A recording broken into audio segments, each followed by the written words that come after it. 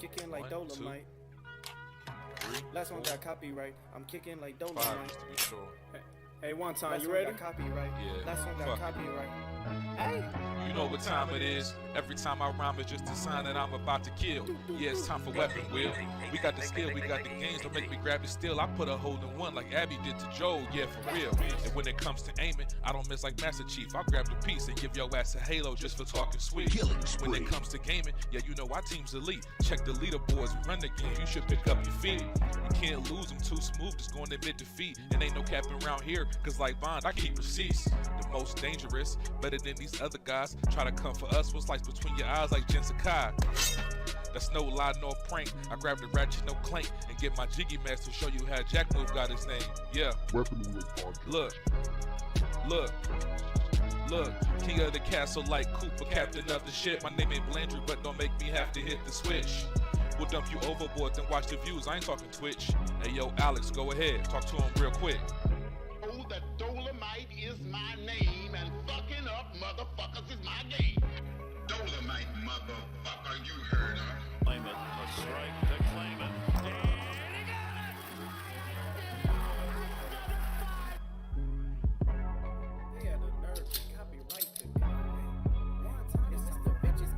Say yo, still putting wheels on the pavement. My game so tight, it's like Jordan 1 lazy. We stay in these gaming streets, ain't no way to be dormant. Ay, a Drake will leave your body uncharted like Lost Fortune. Coco long scene was cute, ay, and yeah, it served its purpose. But I'm trying to give a detailed description of what a hearse is. I say we flip the switch on these niggas before it get bland. I see a lot of pods jacking the format like Dapper Dan. You hitting the dislike button? You still a fan? Talk slick in the comments and like Dutch, I got a plan. We don't do the sneak dissing, that's that stuff that get you banned. Last time we told your ass to squat up, you start telling Ryan. It's like I play with the sliders up. You just got 30 niggas, heard me, the time is up. Since 2015, we been kicking game knowledge up. Dust your boots and join the crew if you wild enough. Developers. Dolomite, motherfucker, you heard her. 40 clips, kicking like Dolomite. Hey, 40 clips. Aimed at your fit beam, shotties, so much ammo, it don't make sense. Trying to compete is a sacrifice, die again in your afterlife. I'm taking a road trip anytime you niggas wanna fight. Guns and body counts, that's all that I tend to like. Any other podcast, a copy, a look-alike. Hey, and what they say? Hey, what I say? Hey, I put them in the dirt. Tussle get hurt, no face, no case, smashed up like a jiggy merch shirt. Sliding in that vet, I won't get back, time to pay that debt. It's time for weapon wheel.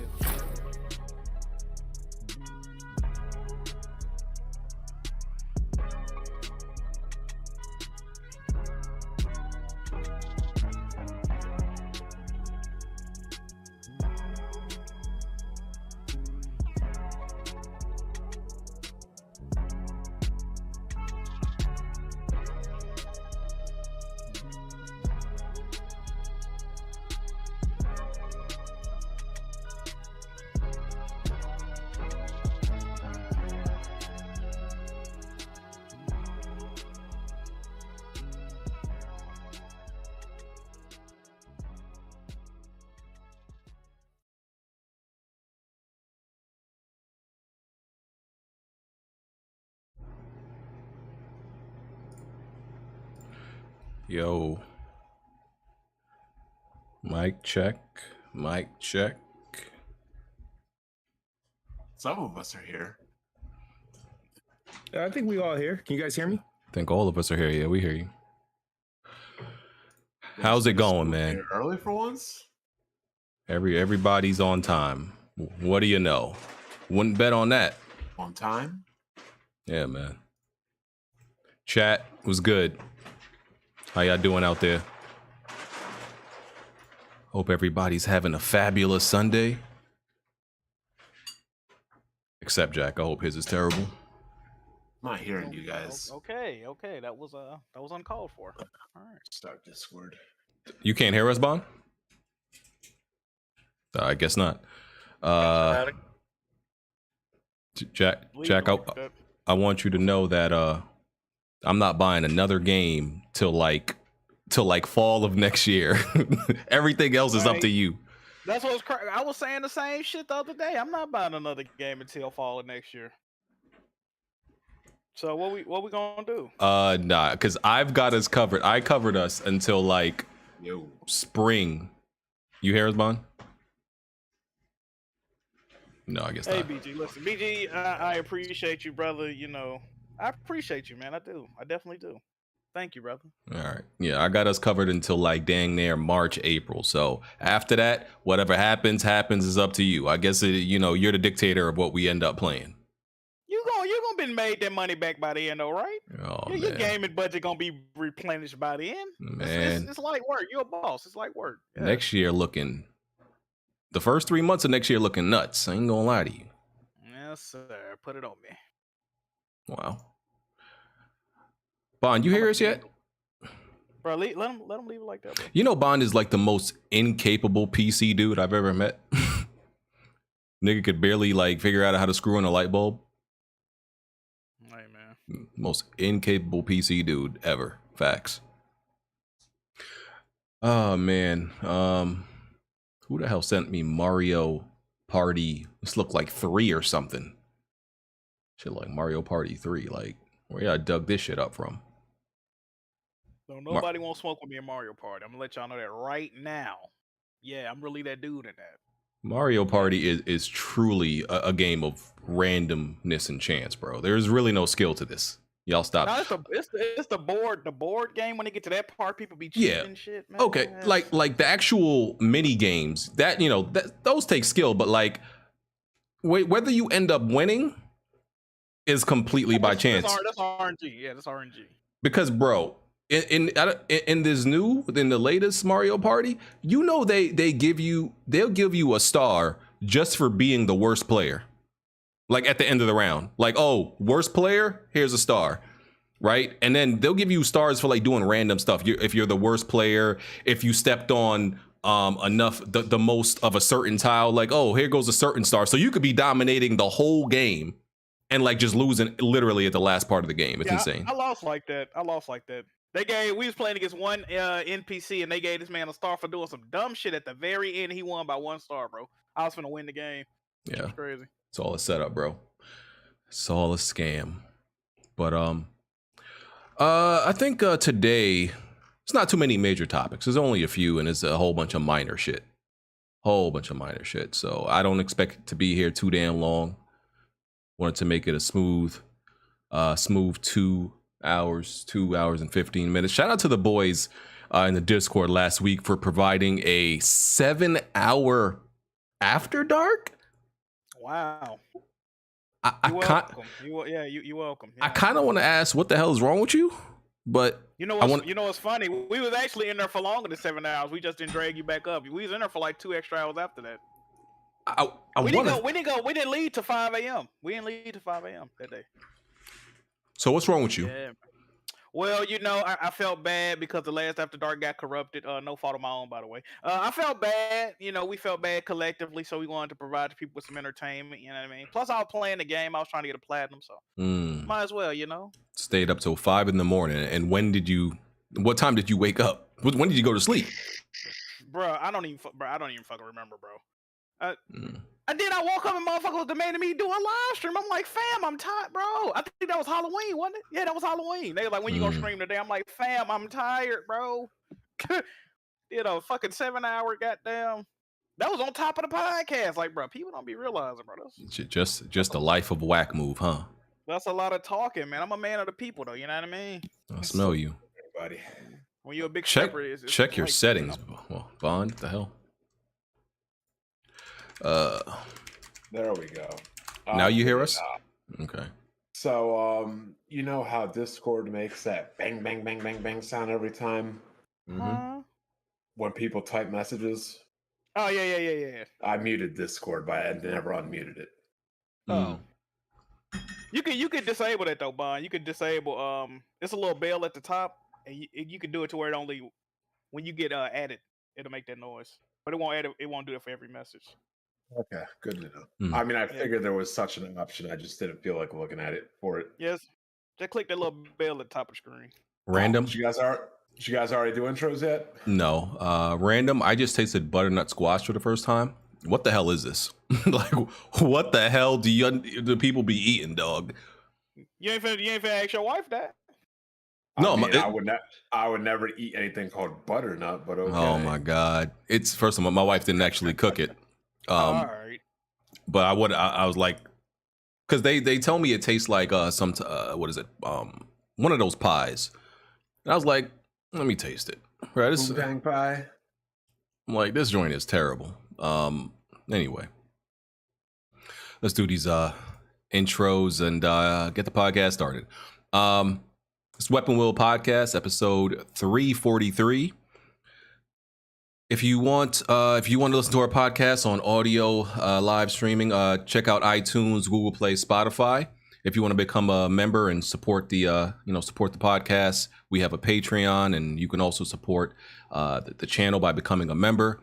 That will give you access to the After Dark and the Weapon Wheel Discord, which we just mentioned. The After Dark was 7 hours last week, so quality entertainment just for $6 a month, damn near every single week. So y'all should tap into that. Y'all should support that. Very entertaining stuff where we answer all of your submitted questions on Patreon. Just something good to listen to at work. Exactly.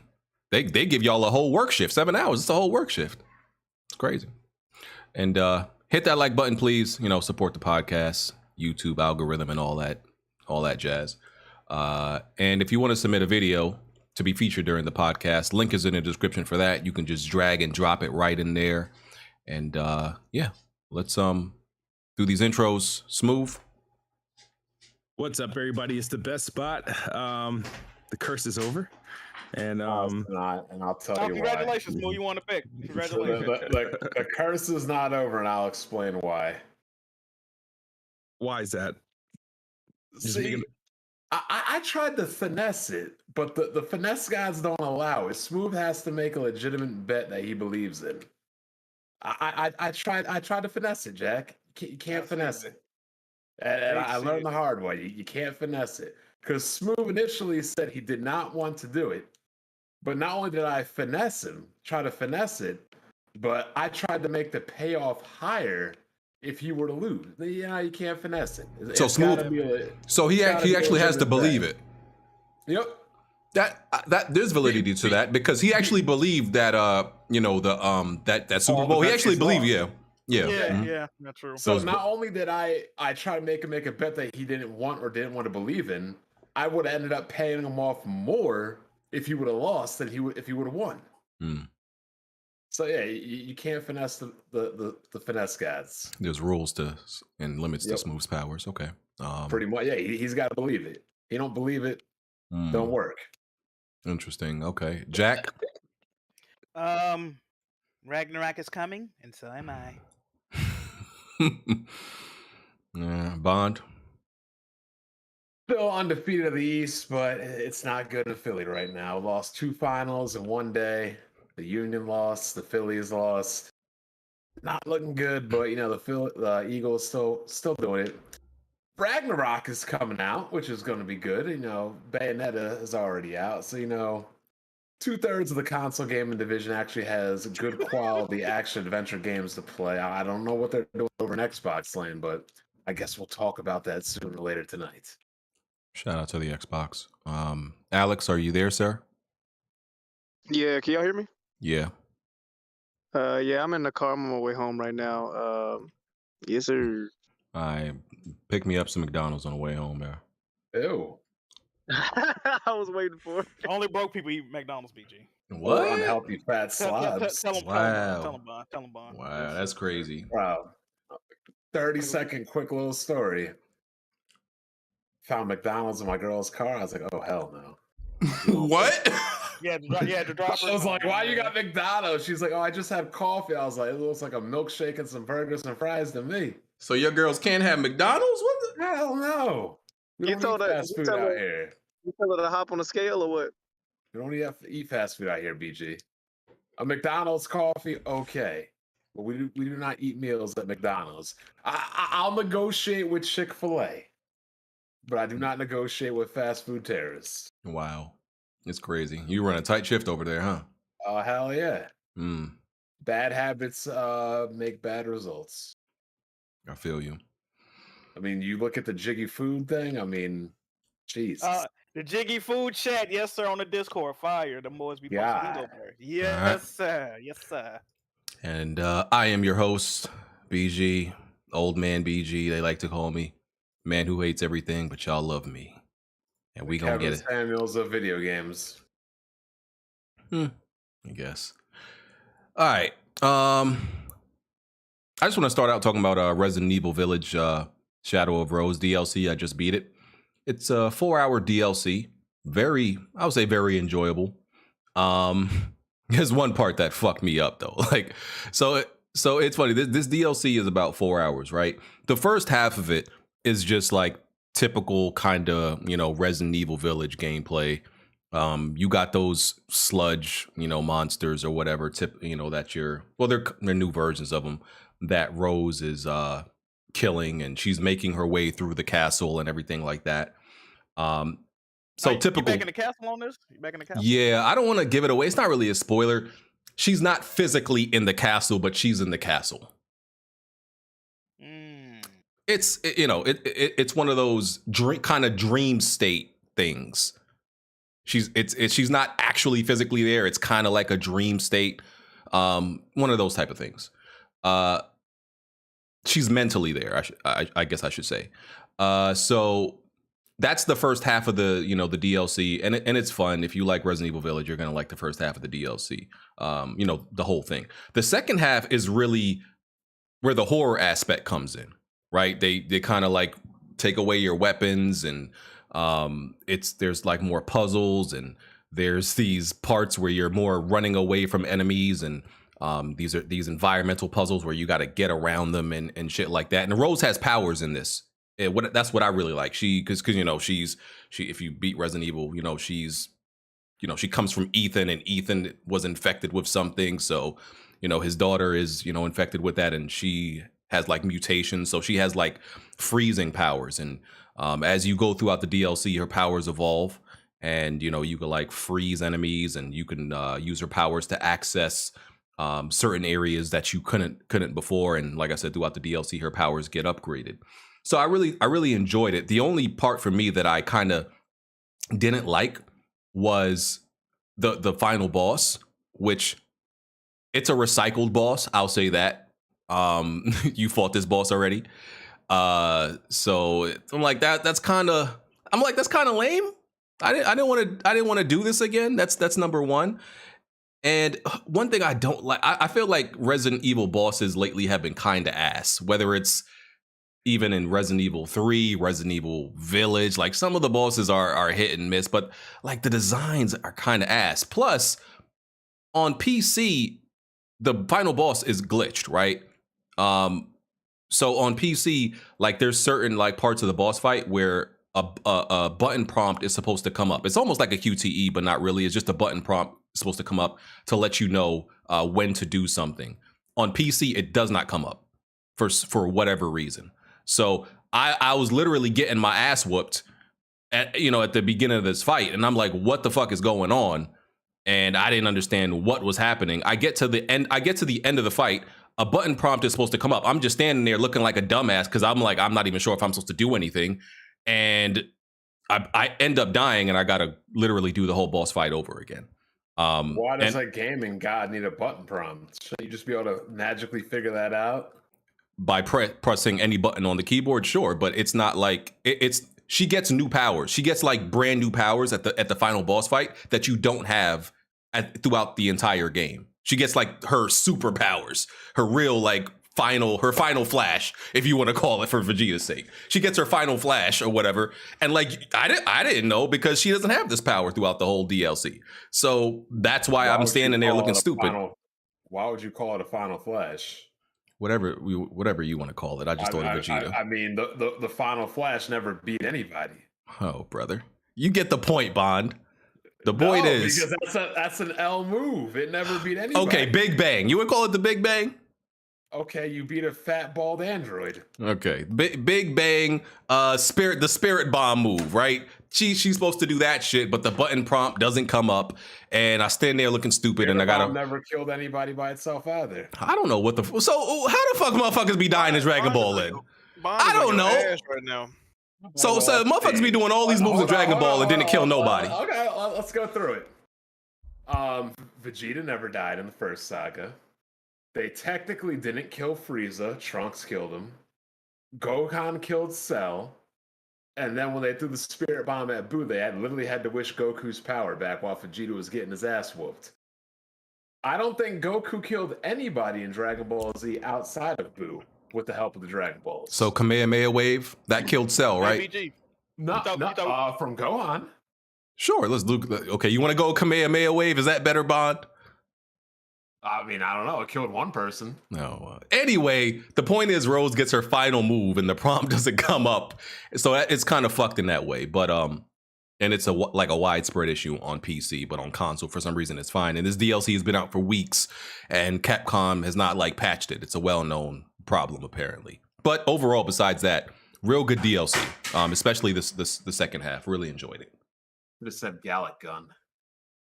Okay, I guess. Nobody else played this Rose DLC yet, right? I'm not a fan of the new Resident Evil games. Oh, and it's so much better in third person. Oh my god, so much better in third person. Love it. Smoove, did you ever? Is that how you played this DLC? Yeah, the DLC is only in. No, the DLC you can play it in first person. I think. But yeah, it's much better in third person. Smoove, did you ever beat 2 or 3 remakes? Nope. Jeez. Tragic, man. I know. Yeah, you would think owning an Xbox, like these would be games you beat, but like you'd be playing some whack When did ass those games come out? No, I played a lot of quality games last year, buddy. I mean, those games came out at a time when Xbox still was getting less games than they are now. So stop ragging on Xbox. I mean, like the thing is, I've only beaten maybe 2 Resident Evils in my lifetime, and they're all fairly recent. I did RE4 on GameCube and then RE5 on Xbox. Smoove, the whole thing was you weren't going to play certain games until they got the Series X upgrade. I mean, I'm sorry, the 1X upgrade. They then got the 1X upgrade. You still didn't play them. And then you said you're waiting for the Series X upgrade. I never said that about any of the Resident Evils. Now you're going to be waiting for like, what, the Series Y or the Series Z upgrade? Like, I'm gonna wait until the game is easy enough for me to play it. Oh my God. These games are not hard, Smoove. It's not that they're hard. I don't know how to play. I don't understand. The thing is that you don't understand the mechanics. I don't understand. I don't understand the mechanics of Resident Evil. I never have. I try to get into them. I waste money on Resident Evil almost every time they release, and I just like I can't do this. Throw my hands up. You know they came out with a DLC to where you could spend like $1 and get an RPG, an endless RPG. But he can't color inside the lines, so he can't figure out the map. No. Yeah, fair enough. I can color inside the lines. Yeah, but like, what's the point of killing her and I can't figure out where to go next? Nah. You're really special, Smoove. That's crazy. I mean, some games literally set me back, bro. So now we know why Xbox has games the way they do, because their fan base can't read maps. Resident Evil 2 and 3 have an amazing map, though. That's the thing. Their maps are greatly designed. Bro. Like that's one of the best made maps because the map literally tells. And it's color coded. Yeah, it literally tells you, "Hey, nigga, you haven't been here yet. Maybe you should go here." It literally tells you that. I told y'all he can't color inside the lines, hence he can't play the game. Yeah, and I feel like Village kind of guides you. It's not it's not like it keeps you guessing, like, oh, you're not sure where to go. It kind of guides you. It's pretty linear, and honestly, pretty much every Village again. I'm gonna try to do Village again. Pretty much every Resident Evil, it's like impossible to get stuck. There's either enemies in the room, or it literally tells you, hey, this room isn't blue, so you either haven't been in here or something's in here that you missed. Is there an unlimited ammo option for Resident Evil 8? Because them dudes be taking shots to the head like no idea. It's called survival horror, so we're not supposed to kill everything. Yeah, you only the ones you absolutely need to. I mean, I played on hardcore on this DLC, and bro, at the end of the game, I had like maybe 70 pistol rounds. Because it's like, I think it's like 4 or 5 shots down an enemy to the head. I mean, or you do what I do, or what Smoove said he should do: shoot him in the kneecaps and run by them. Yeah, I mean, that's exactly what you said you're going to do to me, so why don't you do it? Wait, you don't have to kill the enemies? No, it's survival horror. No, you don't need to kill anything. So, all right, so you can get through the game without really killing anything, with the exception of a boss fight. There's definitely enemies you have to kill, but you can definitely run past like a bunch of them. Like in the first part of the DLC, I think like there's literally like 4 enemies in like a small room. I just got what I needed. There was like a key item, a key. I ran to the dresser, got it, ran out, didn't kill any of them. Don't need to. True. People have been beating like Resident Evil games with knives since like the first game. Yeah, like you got to figure out the situations where okay, I got to kill these motherfuckers, and the situations where no, I could just run past this bitch. So this is the problem with the Xbox fans. You use their kryptonite. Figure it out. LOL. Oh, yeah. Okay. Why do you think the completion rate is so low on these Xbox games? Well, they say it's because true, but they say it's because Game Pass and it gives the game access to a lot more people. So they say inherently the completion is going to be lower. I'm just telling you what they say. I mean, I honestly think, right? I think we need to drop this whole idea that all games have to be beat to a completion. Wait, why? What's the okay? Why do you buy books or watch movies and not finish it? Like what? That's different, bro. Movie is like an hour and 40 minutes, bro. Like, what are you talking? Like, all right. So here's the thing: when you watch a movie, right, or go to the movies, I mean, chances are you're not gonna walk out on a movie, right? The thing is about video games is like, yeah, there's games I play and spent time in and just haven't gotten to finish it, but I played like a shit ton of it. That's what it's like. It's not like. So what does completing it do really? I think if you don't like it, it's fine not to complete it. If you don't like it. Yeah, I was about to say, BG. The only times you probably haven't beaten a game is because they were trash and you dropped them, right? Yeah, so when I don't like it. Exactly. Yeah. And I stopped reading books. And I definitely stopped reading books. Easily. That, like I like. There's only a few I can count on in my hand how many books I actually got through from cover to cover. I mean, I'm sure you could. I can't imagine Smoove reading much.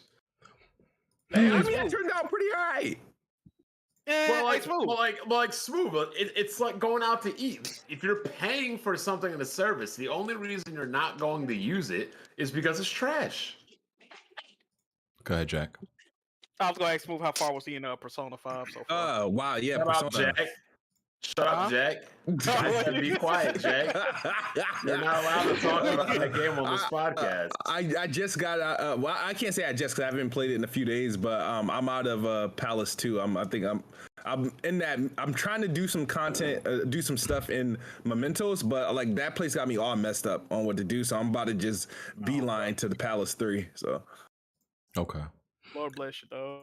And I haven't seen any streams lately, though. Smoove, what's up? I don't. That game is hard. It's horrible to stream. I streamed the first time. I'm like, man, this game is hard to stream. Imagine what Jack feels like. That game's a hard game to stream, dude. I streamed that entire game, brother. Don't make me find out you like reduce the difficulty. It took him a year too. No. I'm playing it on normal. I have no reason to reduce the difficulty. Surprisingly, it hasn't been that bad. When I run into a challenge, I just do things around the town, buy supplies, and good. All right. The difficulty hasn't been a problem. It's more so just the gameplay loop. It's the gameplay loop. Like I don't mind going through a palace and fighting and exploring things, but it's the stuff that I have to do throughout the day in between is what. Like, I mean, that's what I don't like. Most of the time. That's what I said. I don't like. Talking to the people and communicating and building your friendships and all that. Yeah, like. But they make the game easier though. Yeah, it does. It does because, like, you know what I mean. I work at the flower shop. There you go. Oh my God, it sounds terrible. Anyway, let's move on. She hates this game. Yes, I do. Sackboy on PC has been completely ignored, neglected, and is a failure. Is a failure. But you know, it was the same thing on PlayStation, so I'm not surprised. Like, I keep telling y'all, man, Media Molecule keeps making some irrelevant ass games, and people they didn't make that game. True. You're right. That was Sumo Digital, okay? Yeah, they only made the first two a little bit. But they make some irrelevant ass IPs long term. I'm still blaming them. Okay, nobody cares about Sackboy. Okay, Sackboy was like your personality to like not like Media Molecule. I'm gonna be real. Little Big Planet 2, 1 and 2 was only relevant because PlayStation fanboys hyped it up. That shit is garbage. I'm sorry. I'm sorry. Little Big Planet was something like PlayStation fanboys counted at the time in the list wars of games. That shit was never that relevant, bro. Like, come on, bro. Really? We gonna act like there was no other game agree with Xbox that gave creativity to the player. No other game on Xbox could do that. Who cares? This game sucks. What's there? I'm going to agree with BG for this reason alone. Media Molecule's IPs can't survive on PlayStation, whether you like them or not. But here's the bigger problem: if those IPs can't survive on PC, where creativity and modding and level creation, all that stuff, they're done. But they didn't put those on PC. They only put Sackboy on there. People don't even want to mod this game. Like, I haven't seen no impressive mods. Anybody seen it? It's not like the other Little Big Planet. Yeah, this more of a platformer. This not a game. This ain't creative. There's no creative tool in this game. But you could still mod in the character, mod the character Sackboy and do whatever you want to him if they were interested. That's like modding Peter Parker's dick swinging in 12 hours on Spider-Man PC. Yeah, bro. It's not like modding Spider-Man changes the gameplay, but people like to do it anyway because it just makes it more interesting. Nobody cared to mod. Yeah, that's what I'm saying. They put a Gotham Knights review score. Exactly. Like, come on, bro. They also charge full price, like $60 for this, and it didn't sell at $60 on PlayStation. I don't know why they thought PC gamers would support this at full price. And this game is like 2 years old at this point, too. And Sony didn't really they didn't market it or promote it going to PC because PlayStation themselves don't care about this shit. Like, look. They don't. They absolutely look how they made sure you knew Spider-Man was going to PC. They didn't tell you, bro. I feel like there wasn't even an official announcement about Sackboy going to PC. I don't even remember a blog. I don't even think when it came out there was much hype about it. I remember when we saw it, we was like, but they don't. I remember when we saw it, we was like, oh, I didn't know this. They don't give a damn about Sackboy. And this, like I said, Media Molecule, y'all can get mad at me all y'all want. They need to make a game, not a game engine. Give us a game that gamers in masses want to play. They haven't given us that in like 10 years. They are running studio that hasn't presented anything relevant in 10 years. They should have put Dreams on. What did they put out 10 years ago? I'm just giving them credit for Little Big Planet 2, even though I think it's garbage. I'm gonna give them credit for that. Well, they Tearaway. They came out with Tearaway.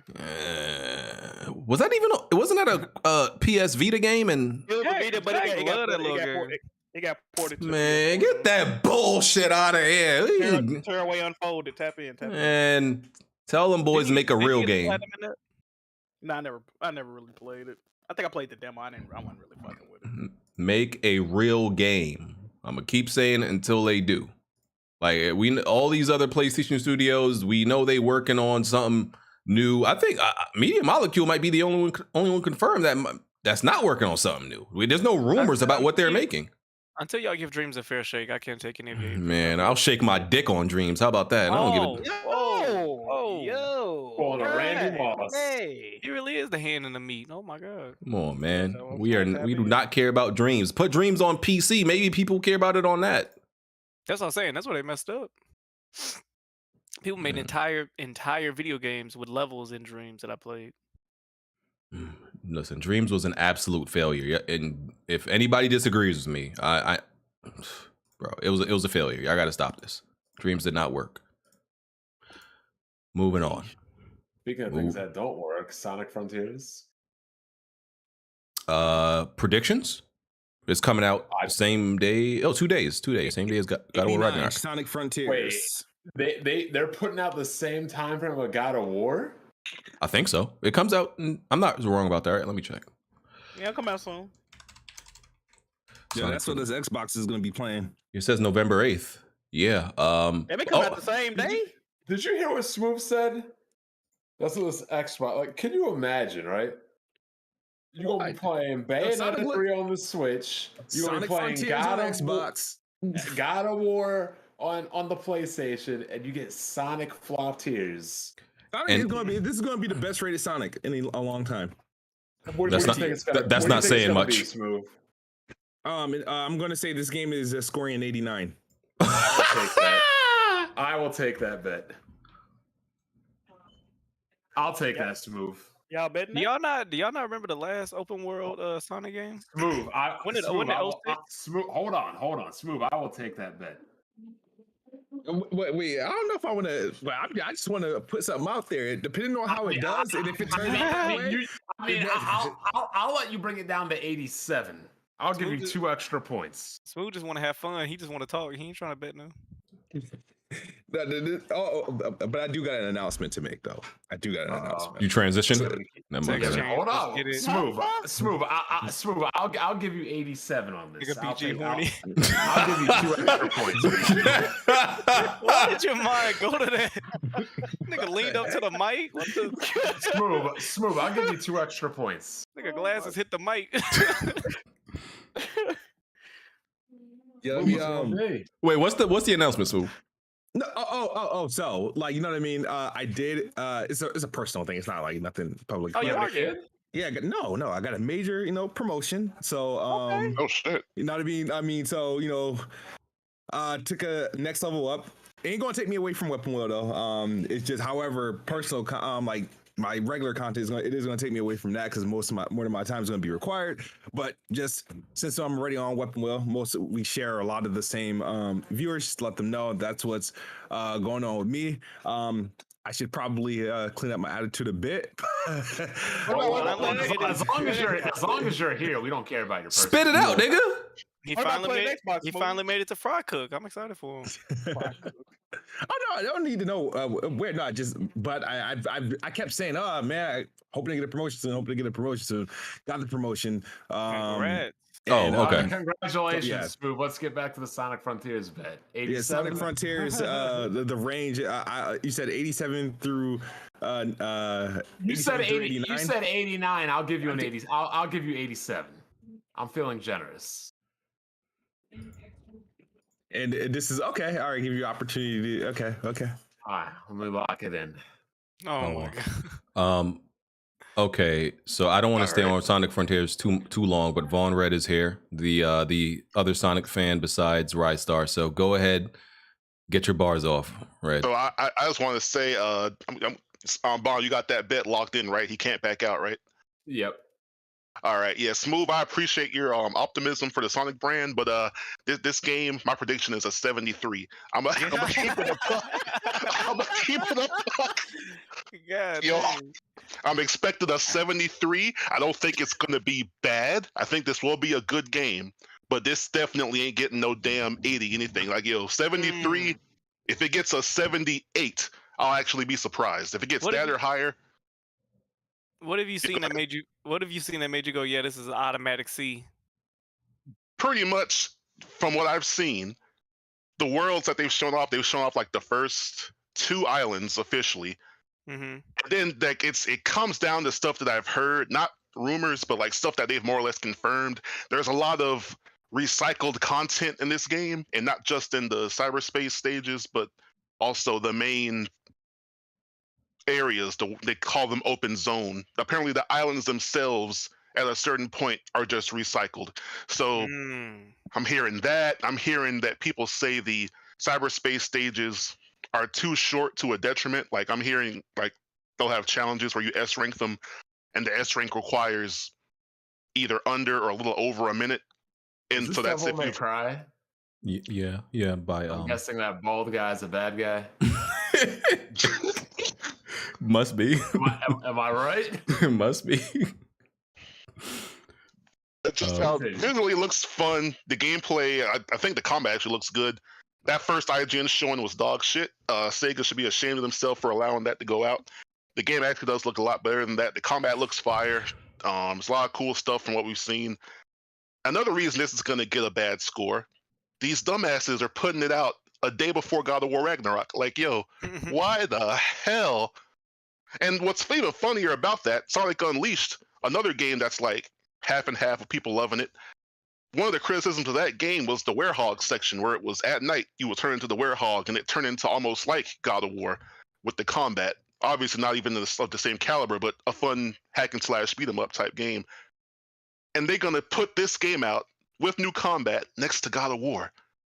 So, my question is, why does that impact its Sonic's review score? That shouldn't. God of War release date and Sonic's release date should have nothing to do with how people feel the game itself in isolation is. Well, Smoove. So imagine you go eat at like a 5-star restaurant.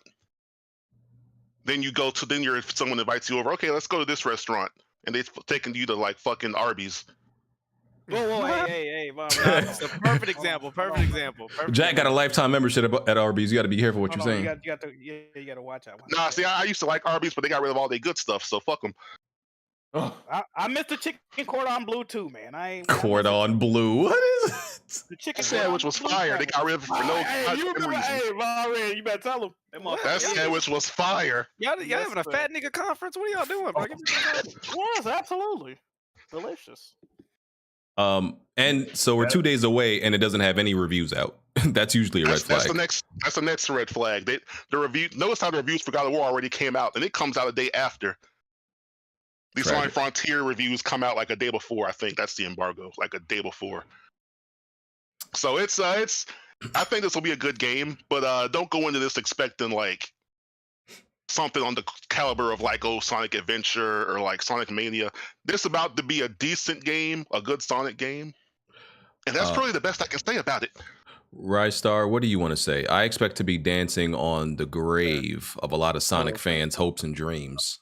So you also a hater. That's the other thing. Absolutely. So I think the range for the reviews is like 75. Highest possibly 79. The reason why I'm saying that is because there's a lot of people that have a lot of followers on Twitter who only play Minecraft, and they have this game and they're saying that it's a good game. And what me and Blandrew have been saying, people who don't play Sonic are gonna really like this game. People who do play Sonic probably won't like the game that much. And so that's why I have it in the mid 70s, close to 80s. That's the only reason why. From what I've seen, open world does look cool. The combat looks good. A lot of people are saying that the open world is like the best part of the game. And the cyberspaces, they're short levels. A lot of people who speedrun find them fun, but not everyone's into speedrunning. So I don't think that that's going to be a good part with the reviews, but that's just how I feel about it so far. But definitely gonna be fun. And I'm shocked y'all are surprised it's releasing, because they always release Sonic games in November. Like they always are releasing next to like the Call of Duties and stuff like that. They ain't scared. Like Friday weekend. This is usually because like Sonic Forces are released like November 7th. So it's not really surprising that they did that. There's a 20% chance I'll buy this game, which is 20% higher than previous Sonic games. You know the funny thing, BG? I think you'd actually like this one because, like you just said, I think because like you just said, Rystar, I think he will because they've designed this pretty much for newcomers. This is literally like the Sonic purists aren't gonna like this, but the other ones. Sonic purists are going to like doing all this crazy shit with like spin dash and tricks and shit. Hey, Rockstar and Von Red, question. What's up? How did y'all feel about that satanic Sonic the Hedgehog 06 2006? How'd y'all feel about that game? Don't get me started on that shit. I'm just trying to check your tip. I'm just trying to check your tip. I'll say this about Sonic 06. I'll say this about Sonic 06. That game was the reason I was looking forward to a PS3 as much as I was when it was still I didn't have one yet. I know you shed tears. So I got that game, and that might have been my first bout of depression, low key, when I played that game finally for the first time. Yeah, that was the reason why I got my 360. Did y'all at least beat it? Game? I couldn't beat it, bro. Yes, I was like 10. Fuck you talking about? I beat it. Hold on. There was only nigga got defensive. There's only 2 reasons to get the Xbox 360 originally. Halo. You were either a Gears of War fan or Halo 3. Or you were for Sonic? Or you had a good week. Nigga, I don't care about Halo. Tell him Halo. Hold on. Imagine buying a new console for a Sonic game. Okay, absolutely. You're a born in 3D gamer. Bond, get him out of here, Bond. Hey, BG, get him out of here, dog. What was Rystar's first system? He said a GameCube. No, I didn't. Shut up. Oh, go ahead. A Genesis. That's still kind of late. It is. I played it. I played it like '98. I just found my dad's television. I just found my dad's television in the garage. I was born in '94, so I mean, shit. That's your fault. No, it's his parents' fault. Okay. Okay. Yeah. We don't talk about Sonic 06. That game don't exist. Yeah. Well, y'all be trying to act like you on this. Put that on your jacket, nigga. Put that on your sleeve. Fuck that shit. So I'm willing to put shit on my jacket. So yeah, I want y'all to appear on, I would say, next week. So y'all can give y'all first impressions because none of us gonna be playing it. So we expect y'all to be here next week. You know what's crazy though, right? I'm only gonna play it for like one day because their Ragnarok is out. So like, why buy it? Just wait. No. Well, I already got it on sale from Fanatical, but I'm gonna play. I'm playing like for the first day, but dead ass it comes out. I'm not gonna play this game over Ragnarok. I ain't doing that. You said the level is so short. You might beat it in one day. I did hear people were beating it in like 20 hours. Yeah, a lot of people. Yeah, that's a long Sonic game. This is like the last 5 Sonic games have been like 2 or 3 hours. This is like I was about to say hours. 20 hours. Oh my god. Yeah. So a lot of people who are doing like side quests are beating it in like 15 hours, 15, 20 hours. Yeah. So okay. All right. Well, appreciate y'all, boys. See y'all next week. Yep. All right. Yep. All right. Hey, stay up, man. God damn. Yeah. Stay strong, Sonic fans, because I'm gonna be on y'all neck when the reviews come out. I wonder if it's tomorrow. It better be tomorrow. It can't be the day of. They said the day before. They gonna be yeah. Oh yeah. I'm gonna be river dancing tomorrow, nigga. It's gonna be a wrap. All right. Let's see where we go next. You in a loincloth dancing to Sonic? What the? Facts. Ew. Absolutely. So PlayStation is bringing the 5 Ratchet and Clank games to PS Plus Premium. After Jack spent all that time on that dusty, turn me up, Jack. Turn me up, Jack. Dusty ass ancient PS3. Now, right after he's pretty much done with all of them, they're bringing them to PlayStation Plus Premium. Is it streaming? Is it streaming or like? Yes. Okay, so would you rather? Are you still fine with the fact that you played it natively on PS3, or would you have done it streaming through the PS5 if you knew it was coming? What's funny is that when the original time I bought PS Now subscription, I couldn't really find what games was on there, but I was the Ratchet and Clank games were low key the main games I bought a PS Now subscription to play, and when I got on there, they only had like Crack in Time and Into the Nexus, so it didn't have all the games on there, and that pissed me off. But this is the first time ever that every mainline Ratchet and Clank game is gonna be on PS Now. This is the first time ever, so it should have always been like that. They own the IP. They even own Insomniac Games now, so it should have always been like that. But this is the first time ever. Okay. You should not be playing any games on streaming through PlayStation. I agree. I mean, if I got the option, I actually probably wouldn't own a PS3 again if they was on there when I originally got it. Hold up, you don't have a problem with even that little bit of latency? No, the lag fucking sucks. I mean, it wasn't always constant though. It wasn't always constant. Nigga, having to wait in line for a digital streaming game, it'd be like, hold up, we trying to make space for you. Like, excuse me. Yeah, because they running off of PS3. So if somebody on that motherfucker, you can't play it. You gotta wait in line. Bro, that's ridiculous. What? Yeah, you know that. You remote playing a PS3 pretty much. Yeah, that's what you're doing. Yeah, somebody has to go in a room, cut it on, and say, "All right, we got it warmed up for you." Like it's like they own servers pretty much. It's the same shit with a PS4 if you remote play. It's ridiculous. All right. So The Last of Us TV series has been confirmed, coming out in January. Trying to find the actual specific January 15th, 2023. So we know. You talking about Last of Us? Yeah, Last of Us TV show, all HBO right, series. Click 2 drumsticks together so we can spawn wonton so we can come. I don't know if you know this, BG, but Oh God. So yeah, I couldn't find anything that confirmed the actual time. Everybody's telling me it's going to be 9 o'clock, most likely 9 EST. So I think the best thing for us is to just be done with this podcast by like 8:45 the latest. We still got to do After Dark though.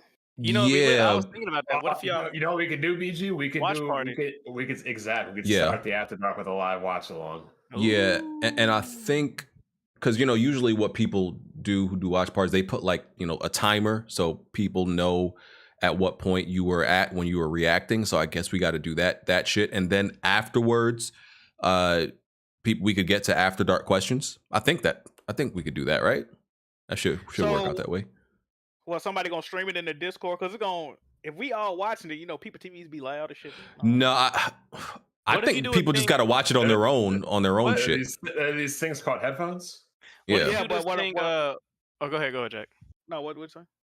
I was gonna say, or why don't you do a tier where that they can come in the chat and we can somebody stream it in the Discord, and then that would be part of the Patreon is that you can come in and do the watch party with them on a certain tier. Instead of waiting for the questions, because who would want to listen to a commentary of a TV show? It's just gonna be quiet for like 50 minutes. Niggas just gonna be like, for like 50 minutes. So you could have it to where if you pay, I guess, if you're on the $6 tier, you get to join the chat and you can like watch it with everybody. Okay, I think that could work. After the podcast. I think that could work. So yeah, we'll figure it out afterwards. But yeah, it's coming in January. Usually, we be taking a bunch of time off in January, but I guess this means we coming back the 15th. There's a lot of good stuff. There's a lot of good stuff coming, so you might not have to take off. Yeah, well, I do have a question though, BG. Yeah. How come we didn't do a watch party in this for Halo? trying to see man butt. I really don't know. Nobody ever brought it up. Smoove never brought up the idea, and Smoove didn't even watch it. He was waiting for the free Game Pass bullshit. Yeah, he ain't went about there. My plus to even watch it. Got it on my PC and my Xbox. Because I have Peacock and pause. I watch. Max. That's gonna be on HBO Max. It comes on HBO Max. I thought it was on Peacock. What? Pause. What you saying? No, Halo. I'm talking about Halo. No, that's Paramount Plus. Oh, okay. I got that too. And I watched 2 episodes, and it was definitely kind of cringe and weird, but I was like, it's watchable. But I ain't gonna lie. After 2 episodes, I completely forgot about it and started watching something else. DG, we don't call me and the boys don't call it Peacock, by the way. Tell What them y'all what we call it? Tell them what we call it, Bob. There you go. Yes, sir. Y'all call it the what?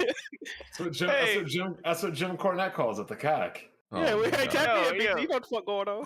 Come on, bro. I am not tapping his every time you say it.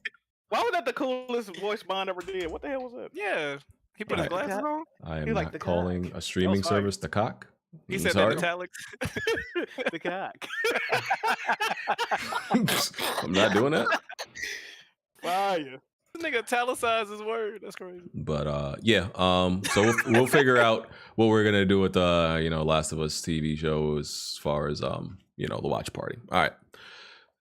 Next, PlayStation VR launches for $549. Hold up. Pre-orders on the 15th. Let's go. Yeah, pre-orders are on the 15th, and it's going to release February 22nd, 2023. My toes curling right now. There is a Horizon Call of the Mountain bundle for $600. We still don't know what the price is for standalone VR games, by the way, because that could be a discounted price. It could be like $60, and what was your question? I was just saying we don't know what like the standalone prices for VR games is going to be. Most are around anywhere from 30 to 60. 30 to 60, and if it's a $60 PSVR game, that's because it's like a flagship or it was a big name that went behind it. Usually games are anywhere from $20 to $40 for VR, and $40 is the expensive side of VR gaming. Okay, yeah, it's a day one for me. Like I said, I skipped out on the PlayStation. Yeah, I skipped out on the first VR because it almost killed me when I demoed it. But now that the technology is there, it's got better specs and shit. The panel resolution is much higher and the refresh rate is much higher and all that shit. Because when I tried, I went somewhere and tried one of those expensive VR devices at the time, right? Bunch of years ago, and I felt fine. I was like, this is great. But when I put on that PSVR1, yeah, I almost had to take a trip to the fucking closest emergency room. But this one's better, so yeah, it's a day one for me. Y'all ever watch that show Andor? No. New Star Wars show? No. Is it on the car? You didn't see when they put the VR on her to interrogate her and basically traumatize her? They said, "You're gonna tell us everything I know." She's like, "You won't believe me anyway." Like, you're right. They just put the PSVR on her. They made her play Dreams. Torture her ass. Wasn't there a PSVR headset in Last of Us 2 sitting around? Or what game was that where they had it like a cameo? It might have been. I will say this. Three big things if you played the VR one that you should be excited about, other than all the tiny specs. The big thing you should be ready for is not only the refresh rate, but the panel resolution per eye. 2000 by 2040. Yeah, especially with the eye tracking cameras they have in there. Like I said before, you could be playing a VR game. If you're looking straight ahead, everything in focus. But if you don't move your head and you just move your eyeballs around the screen, it's going to look like somebody put Vaseline on it. So now that it's going to be tracking your eyes, I'm assuming everything's going to be in focus as to where you're looking in the screen. That is crazy as far as technology, as far as I'm concerned. Another thing, I don't think people realize, the PSVR1 mic is the clearest mic I've ever used in my life. I have a $100 mic. I have a $300 gaming mic.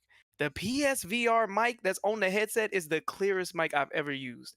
So when it comes to streaming, in-game voice chat and all that, top tier mic quality. They don't have to change a single thing on that mic. It's gonna be top tier. I forgot the third thing, but yeah. Oh, no lights. So now you ain't got to worry about cutting lights off in your room for the controller, the little dildos to light up the best in the room for the camera. You ain't got to worry about the headset getting in the way of the camera. So now your controller light is messing up your head tracking light. So now your controllers are doing a 360 floating across the room. Like, they went crazy on this, bro. And I will be the crumb side PSVR2 kernel. You dig? So we're going to be playing the VR2 games. Yes, sir. I did a video on it. The technology does look pretty wild. It's crazy. It's crazy, bro. Yeah, some people disagree with the price, and I'm not getting into price arguments with nobody.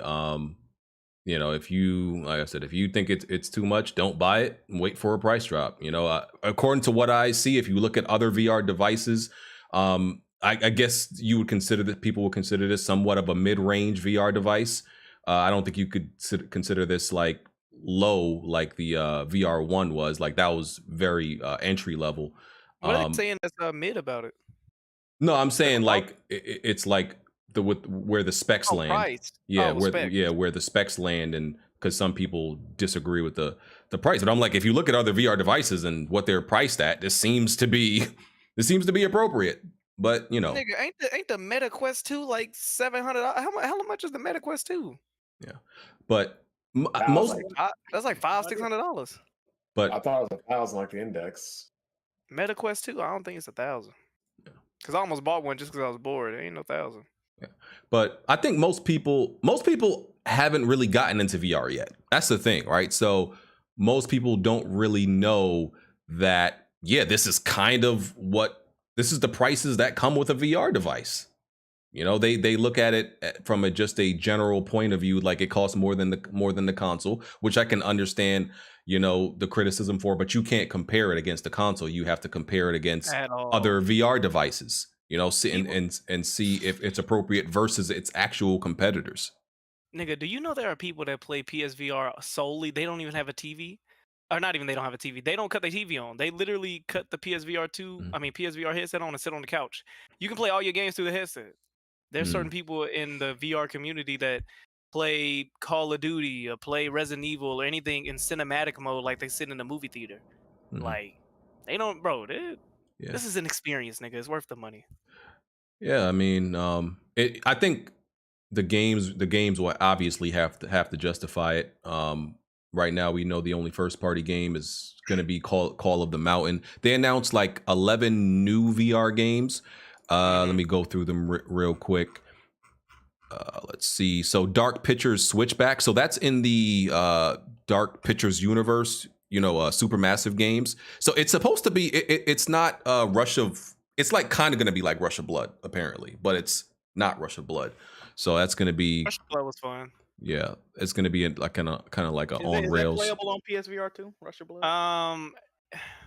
So the developers, I've heard a bunch of developers are going back to patch the game, and all of the major big games that were successful are going to be patched and eventually going to be playable on PSVR 2. But as we know, it's not backwards compatible, so it got to be patched. Which is crazy. I've had this argument before in the Discord. A lot of them games come from PC, and they came from headsets that didn't have lights to do the tracking. So if they can code it to where it has to track by the lights rather than the what's the gyroscope that's in the controllers in the headset, they should be able to do that for PSVR 2. Yeah. There's Crossfire, Sierra Squad. What else? There, the Light Brigade, Cities VR. What the hell is this? I don't know a lot of these VR games. Obviously, like I said, I'm new to this shit. Jack and Bond, y'all haven't done VR at all, right? Never have. I played that. Was it Super Hot or whatever? Yeah. Did you like that? Yeah, it's okay, but like I just don't feel like I would be into something like that, to be honest. You got to bend a lot in that game. You probably didn't like the knee aspect, but the one thing about it, fell over a table is pretty funny. I saw somebody in the comments just say that something about the experience that you see on the screen, isn't it? They are exactly right. You could see something that somebody could be streaming a VR game and the graphics might look trash, it might look kiddie, it might look funky, or it might not look weird. When you put the headset on with the earbuds that come with it, you can't tell yourself you're not in this world. Like I've played VR. I've told Jack before, the night I got it for Christmas a few years ago. I played VR until I took the headset off. It was 9 a.m. Nigga. I got it the night before for Christmas. You will legit not have a sense of reality when you get in there. It's absolutely crazy, and I really feel like this is gonna be the one that set it over the edge with the VR community on PlayStation. There are 25 confirmed PSVR 2 games, and Resident Evil Village is included. And I can't wait to play that shit in VR. You say that, but. You say that, but I think that's gonna be good, man. I played it in VR. I didn't like it that much in VR. I'm gonna try it out. RE7. Yeah, I played RE. I heard that shit was scary as hell. You know what it is? It's probably because, like I said, the graphics are kind of Vaseline-y.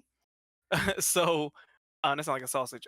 So when I'm sitting So when I'm sitting at when you sitting at the table and they got the intestines and the rotten food and stuff like that. Yeah. You sitting at the table, but it all looked like terrible texture, so you don't even really feel like it's like okay, cool, but it's so greasy and it looks like claymation. You're not even really it's like okay, I get it. And I really want to experience some good shooters, like some good first-person shooters in VR. That's like the main appeal for me. They got Firewall on there. That's the what's the other one? London Heist? What's it called? London Heist was a on-rail shooter. Yeah. You want fucking with it? I mean, it's cool, but it's just like Rush of Blood. Like Rush of Blood was a roller coaster gallery shooter, but you have to keep your arms up the entire time. So imagine you playing. Question about VR. That seemed like it'll fuck up the immersion for me, right? Why are you never able to see your forearms in those games? You can. No, you can. You can't. Because every time I watch somebody play VR, you just see floating hands. Now that's what I'm telling you. So, like I said, when you watch it on the flat screen, you only seeing what's almost nose up. When I'm in the headset and I look down, I can see my body, feet, legs, all of that. But if you look on YouTube, you can only hands. Yeah, you can only see the hands, but in the headset, I'm seeing my arms and everything.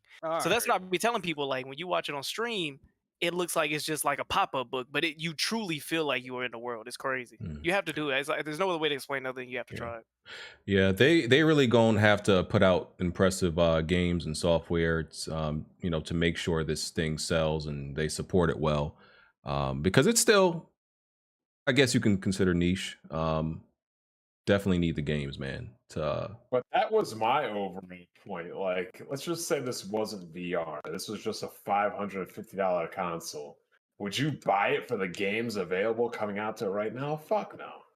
No, without the VR, if these are just vanilla games, no VR, no. Yeah. But that's part of the experience. Is it's just a different way of playing. That's why people do love it. I guess. You said would you play the game if it wasn't VR?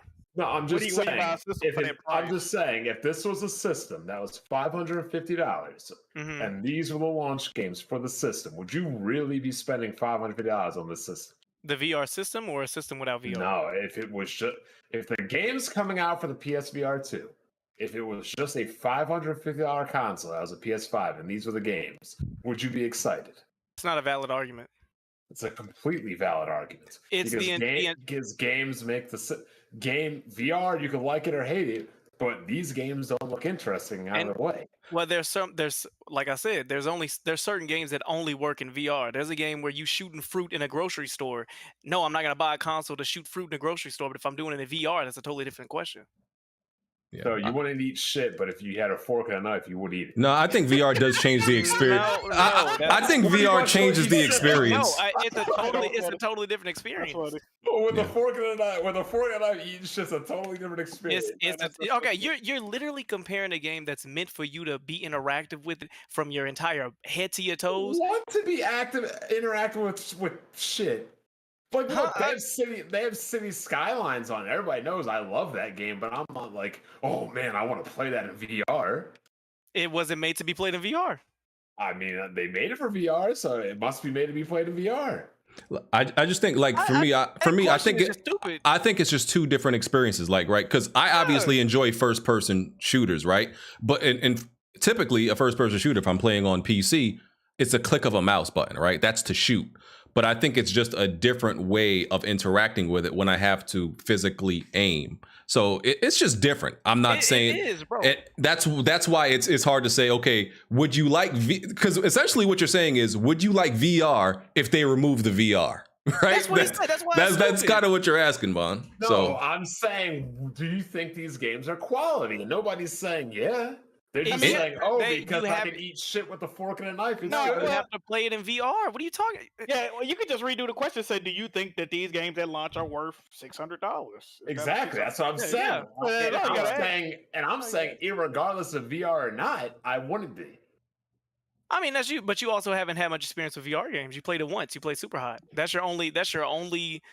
That is a game that started off as a flash game on Addicting Games that got ported to the PC and in VR. Like, that's your only experience. They could be running on 4 4090s and quad SLI on 2 CPUs at 300 frames and 8K. Still want to be interested in them trash games. You played a game that literally the art style is polygons. I played a game where I'm looking down a red site, throwing grenades and leaning over walls, shooting niggas. Like, it's a different experience. You just haven't had it. There's some games that are good in and out of VR, but there's some games that literally rely on the VR, so y'all niggas are killing me, bro. There are games that have VR or flat screen capabilities, and there are games meant for VR. You can't sit here and compare meant for VR games and say, well, what if it was in VR? Nigga, then it's not a VR game. So there's no point in talking about the console. So we about to see all these games outside of possibly 2 flop on launch, I'm betting, when the reviews come. You want to make a bet? Oh, yeah. Here we go. Alex, go get your Excel sheet. We have 11. Bring up the launch list, BJ. The launch list is 24 games. I thought it was 11. No, they announced 11 new games, but right now they said there's 24 confirmed games. I could send you it. Hold on, put it in the. I'm gonna look it up right now. It's on Push Square. Yeah, that's the where I'm at. All right, we're gonna have to come up with. We'll talk about it after. We'll have to come up with some metric. Yeah. So we can move on. But yeah, I'm excited for this. I'm gonna pre-order the Horizon bundle, and excited to get into VR, man. This man Alex is just excited to be the face of VR. No, nigga, I've been playing VR since. He think I want to be the face of VR. He think I want a participation. Well, that's PSVR without parole. They got that. Hey, VR Colonel, how you feel about what he's saying? I mean, I feel great, nigga. I mean, he hasn't played any VR games, so I mean, his argument is just he feels like he feels left out. That's all it is, and I feel bad for him, I'm feeling left out. Man. I'm not saying VR is bad. I'm saying the games they show look cheesy. I'm telling you, as somebody who's played a ton of VR games, they do look cheesy until you play them. All right, I'm gonna see. All right, good week. All right, moving on. God of War Ragnarok reviews came out, and currently I think it's sitting at a 94. I haven't checked recently. Let me see. Yeah, it's sitting at a 94 right now. Some of us thought it might get the that good old 88, 89 curse, but it was able to defy the odds and still be rated well into the 90s. Because what is 2018 at? 93? It went back up to 94 actually. I didn't know that. Yeah, it went so back up to 94. Got the same score as its predecessor, so that's good. So is Baron crying that Bayonetta got an 88? I did DM him, and I told him, I was like, my brother, I fear that Bayonetta will not be nominated for Game of the Year, and I truly believe it won't. I truly believe it won't. Metacritic, man, I should have did it. Yeah, I really believe it won't be nominated. But yeah, God of War, all rave reviews besides one. I think they said IGN Korea had given it like a 6. But that was it. Everybody else said Korea. Yeah. Yeah. But yeah, everybody said all good things. They've made the game better in every single way. The only negative thing I heard, because I didn't actually listen to any reviews, the only thing I did hear was they said there's a certain part of the game that's very slow and it's bogged down by something. It seems like a story element of the game. I bet I know what it is without even seeing anything. Because what it sounds like to me, it's not a flashback, and I don't even know what it is, but I know it's not a flashback. It seems to me almost like how Uncharted 4, or even Last of Us Part 2 was bogged down by those, by those flashbacks. It seems like it's going to be something like that where nothing happens for a while and it's just. But it's the thing. God of War is the one game where I would love a flashback. Is it the whole time we've been saying, bro, how did he get here? Oh yeah, they better explain that. That's what I'm saying. Those flashbacks will be hard. I think what it might be is we might be stuck in some little love scenes between the son and that girl that was in the trailer. It might be some cheesy we're eating fruit under the papaya tree or something. I don't know. It might be something crazy, but we're just nigga, we don't care about this. One of those slow walking and just talking situations. It seems like it's going to be that. Or Freya. It might be something with Freya. When these PlayStation games forget that they're video games. Listen, I ain't gonna lie. I don't like it. I don't like when they do that. When they do this. Hold on. Stop the show. Smoove just said when PlayStation games forget that they're video games. Mm-hmm. He did. So Smoove, did Xbox just forget to make games? LOL. Ooh. They forgot to release them. Which would be because they're not made. No, that means that they got them. They're just not trying to drop them. I'm not comparing. I'm just saying this is that I can't stand when video games do this shit where they just forget that they're a video game for a moment and they want to do all this lovey-dovey. Let's slow talking. It's like, bro, just get me back in the action. Oh, you're going to court right now. Because I remember and recall you saying that you like the story of Halo 4 because of the connection between some social reject mechanical virgin and some VR construct woman. You never heard me say that, brother. Oh, no, yes. You said Halo 4 had one of the best stories and campaigns in Halo because of Master Chief and Cortana. Yeah, but it didn't stop you. And you're eating on the podcast. And you're eating on the podcast. So give me some. I was on mute, but I'm just saying, but that's not comparable. I didn't say, hey, I like when the game stops and Cortana and Master Chief just have this long, lovey-dovey conversation and why they got here. It just made me feel so good. No, and that's never happened. Halo 4 is like the worst campaign in the whole goddamn series. You're not gonna do that, King. I got a better example. What was that game? Was it an Xbox exclusive where I don't know if it was Remedy, but they had it tied to a TV show almost where it was like Quantum Break. Break. Did you like Quantum Break? Did you like Quantum Break? Of course he did. He did. He thinks it's better than Control. But they didn't forget that there was a video game, huh, Smoove? No, when you were playing the game, no, they didn't. You had to put the controller down for 40 minutes. 30 minutes, yeah, 30 minutes, multiple 30 minutes. Yeah. I don't remember any of that. What? No, hold on, Smoove. No. Because hold on, Smoove. Listen, I like those parts of the game, but for you to say you don't remember it, my nigga, I remember going to get dinner during those parts. 5 hours? That game was 5 hours, and they had like 2.5 hours worth of TV show. Yeah, I went to get dinner, my nigga. I put my feet up and everything. But they never forgot there was a video game. Y'all remember that? Come on, Smoove. They never forgot that. The game, yeah, when you were in the game, the video game didn't forget it was a video game. This is my question. Oh, they forgot the reload animation, Smoove. And Jack, why are you playing Roblox? What the hell are you talking about? I'm looking at this shit on Discord. It says you playing Roblox with Daddy. It's a kid Smoove playing Roblox on mine. Playing on goddamn No, Roblox. it says you're playing Roblox with Zaddy. Huh? Oh. I think it's because we're all in the same Discord. I'm not playing no fucking Roblox, man. I think it's because we're all in the same Discord. Because Kid Smoove is playing Roblox, or his kids is, and we're all in the same room. So I think I'm it's not playing no goddamn Roblox, man. Nigga, who is Zaddy? What the? That's what I want to know.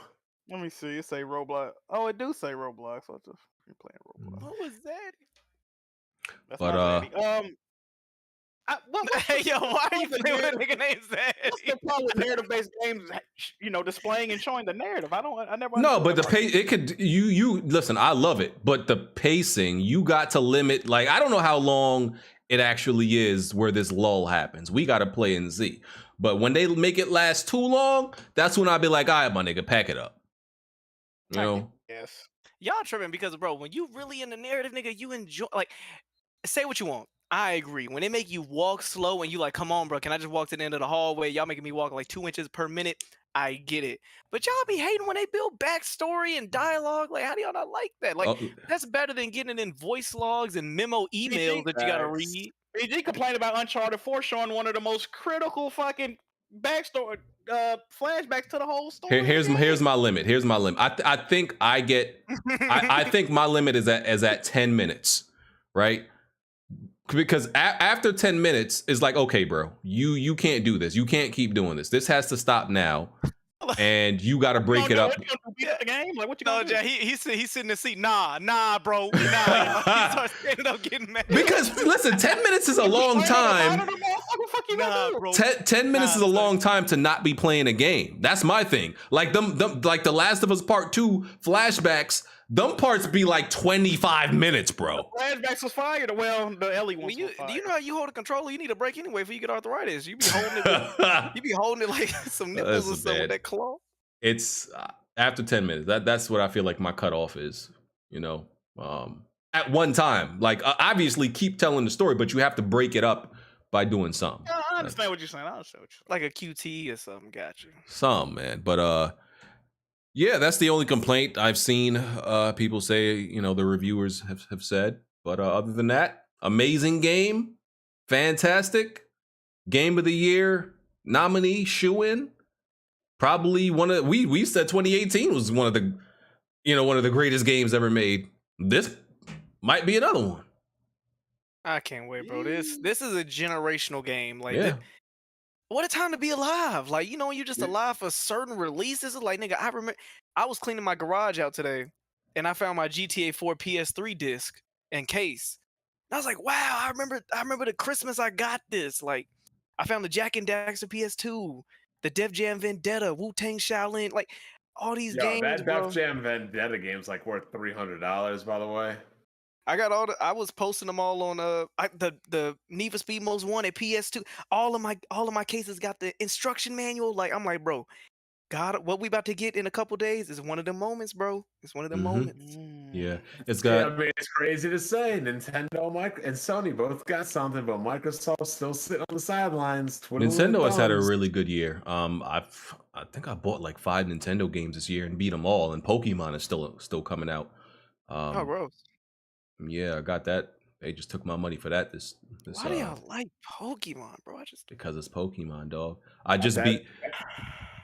Go ahead, got that $500 paperweight Smoove. No, I mean, paperweight. I mean, dude, I've been playing. I just beat Mario Rabbids Sparks of Hope other day too. Really good, man. PlayStation and Nintendo, bruh. They saved 2022. Man, Smoove. I remember the time freshman year at college, we all went out to the Walmart at midnight, bought Halo 2 in the steel box case, came back, hopped on that. Like, there's never been a moment like that for Xbox ever again in its history. You know what amazed me? That I was honestly shocked by. There's apparently way more people playing Grounded than playing Halo Infinite. Like, way more. Oh, nice. That's not surprising. It shocked me. I was like, this was once upon a time the most popular. Is it safe to say game ever? Not only multiplayer game, but game ever. Is that like at Halo 3? I think at Halo 3 you could say it was the most popular game at one point ever. Shit shut down Times Square, nigga. You seen that release of Halo 3? That was crazy. And now, Honey, I Shrunk the Little Nigga is more popular than it. LOL. Bro, Sea of Thieves is more popular than Halo. That's not really surprising, bro. Like, we not gonna do this. is that my boy Doc Dark? Hey man, Nah. I've been hearing you galloping, Jack. Jack, I've been hearing you galloping, Jack. BG, look at He this came pick. here like the Sith Lord. What the? Look at this pick in the general chat, BG. Listen, I just had to come in because I can't let Smoove get all this heat all by himself. So y'all could go ahead and attack me too. I'm gonna go ahead and clap for God of War. It looks like it's gonna be great, even though we can't jump again. So that's good for you guys. So oh man, not baiting me. That's a screenshot. Everybody's highly ranked and okay. Got many people online. Shout out to Doc Dark. Yeah. No, shout out to Doc Dark. Yeah, Smoove, I heard them. They've been coming at you hard, man. I was like, the damn, I gotta whole jump in here, United States is just lit up. Pause? Question mark. 270,000. Man. Gamers online at one time. That's What are y'all talking about right now? Bond's pick. Put in the chat. Is that a live pic? Did you take that with a Motorola, nigga? What is this picture coming from? That's old. When these games came out, there were Motorola's. Yeah. Sheesh. Man. Goddamn. Yeah. Now I remember that. I remember them days, bro. Goodness. Now it's getting beat by Grounded, bro. How it's crazy. But shit happens, bro. It happens to the best, right? Yeah. Yeah. That so shit, 905. That like. Yeah. Happens to the best, right? But they can't even get 4,000. Yeah, the other day it was like 1,500. Yeah, you know who Halo? It was not 1,500 people on Earth. No, I'm dead ass. Jack. It was 1,500 people on there the other day. At the time where I took a pic. Bro, Halo's like the Dallas Cowboys. They were good so long ago and trash now. They're like that girl that was super hot in high school that never wanted to talk to you, but now she's like 38 and 5 kids by like 5 different pookies. Wait, why they gotta be? It's bad. Like she would, and then she'd be hitting you up on Facebook like, "Happy birthday, Merry Christmas, how have you been?" And you're like, "Oh, this chick was super hot back in the day." And you click on her profile, and she got a whole army of nigglets. Oh my banger. She got the elbow fat, meaning she can cook real well. Yeah. Oh yeah, she can whip it up. I always used to like you back in college, but I never talked to you because you were corny and lame. Say, get out of here, you slop. What'd you tell me? Yep. Yep. Fire. Oh man. See, y'all know I hate agreeing with Bond on the relationship shit, but there was literally that girl that hit me up on Facebook after like high school. Every holiday. There was I literally experienced that, and it was crazy. And it happened. It happened exactly like this was a while ago. It happened exactly how Bond described it. Like she literally had a kid by dude in high school who he was a nigga. Like he was a nigga in every sense of the word, and she got pregnant by him, and she hit me up on Facebook like I think your birthday or a holiday, right? I was like 24, 25, and yeah, that's when she hit me up. I was like, and she literally was like, "Yeah, I always liked you." I was like, "Oh, brother." I hate, and y'all know I hate agreeing with Bond, but he be right about that one. And it reminds me of one of my favorite songs to play back in Halo 2. Back then they didn't want me, now I'm hot, they all on me. Mike Jones. Yeah, we used to be blasting that shit over the mic in the post-game lobbies of Halo. But you know what, Smoove? Unfortunately, Phil Spencer ain't gonna come out and rap to that song. I'm back then they didn't want me. Today they still don't want me. I can't even make it rhyme.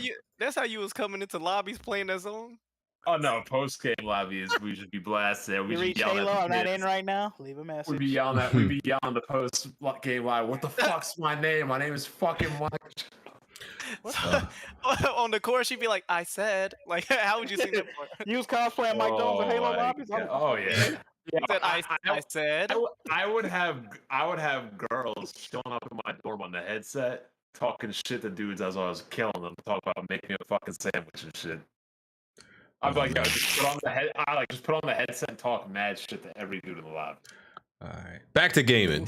Back to gaming. This is gaming, but we're just trying to say that Xbox best days are over. Wait. Why? They're never going to create anything. The only thing they can do is buy something popular. They're never going to be the creative studio again. At the forefront of creating something amazing. Fight back, wait. Xbox games, the Xbox days are numbered because Sony is doing what they've always been doing. No. I said their glory days. Like they'll never be back. Oh, their glory days. Okay. Yeah, they'll never have like. Come on, like Microsoft is never going to create something more iconic than Master Chief and Halo. They can buy it. I'm okay if they buy it. I'm okay if they just buy it. I don't care who creates it. Oh, that's honest approach. Yeah. Yeah, see, this is the only reason why I wanted the Phillies to win, so I don't have to hear from Bond. We would have just heard him talking about how big whatever pitcher's dick is, and you know, whatever his stroke and everything. Didn't happen. It didn't happen. So now Xbox is getting extra hard. So hit extra hey, yo, hard what's going on? in this game. But even Jack will tell you all like. What was it, Jack? It was definitely Xbox One era, like in the beginning of the Xbox One, and I was like, yo, Microsoft needs to start gaining studios because the PlayStation 3 ain't going to be the PlayStation 4. They're not going to get the bulk of the third-party support exclusively to themselves like they did prior. The last few years of the 360 were trash and heavily droughted because Microsoft didn't have anybody to create anything, and the PlayStation 3 finally caught up. Smoove, as Jack will confirm, said, oh, Microsoft is fine. They don't need to expand and do anything.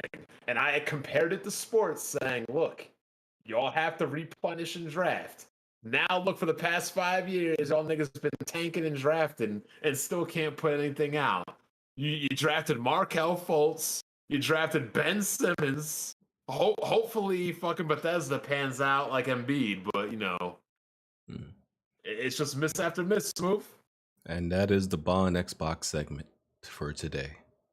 But Jack, did I not tell him all them years ago? I told him. You did.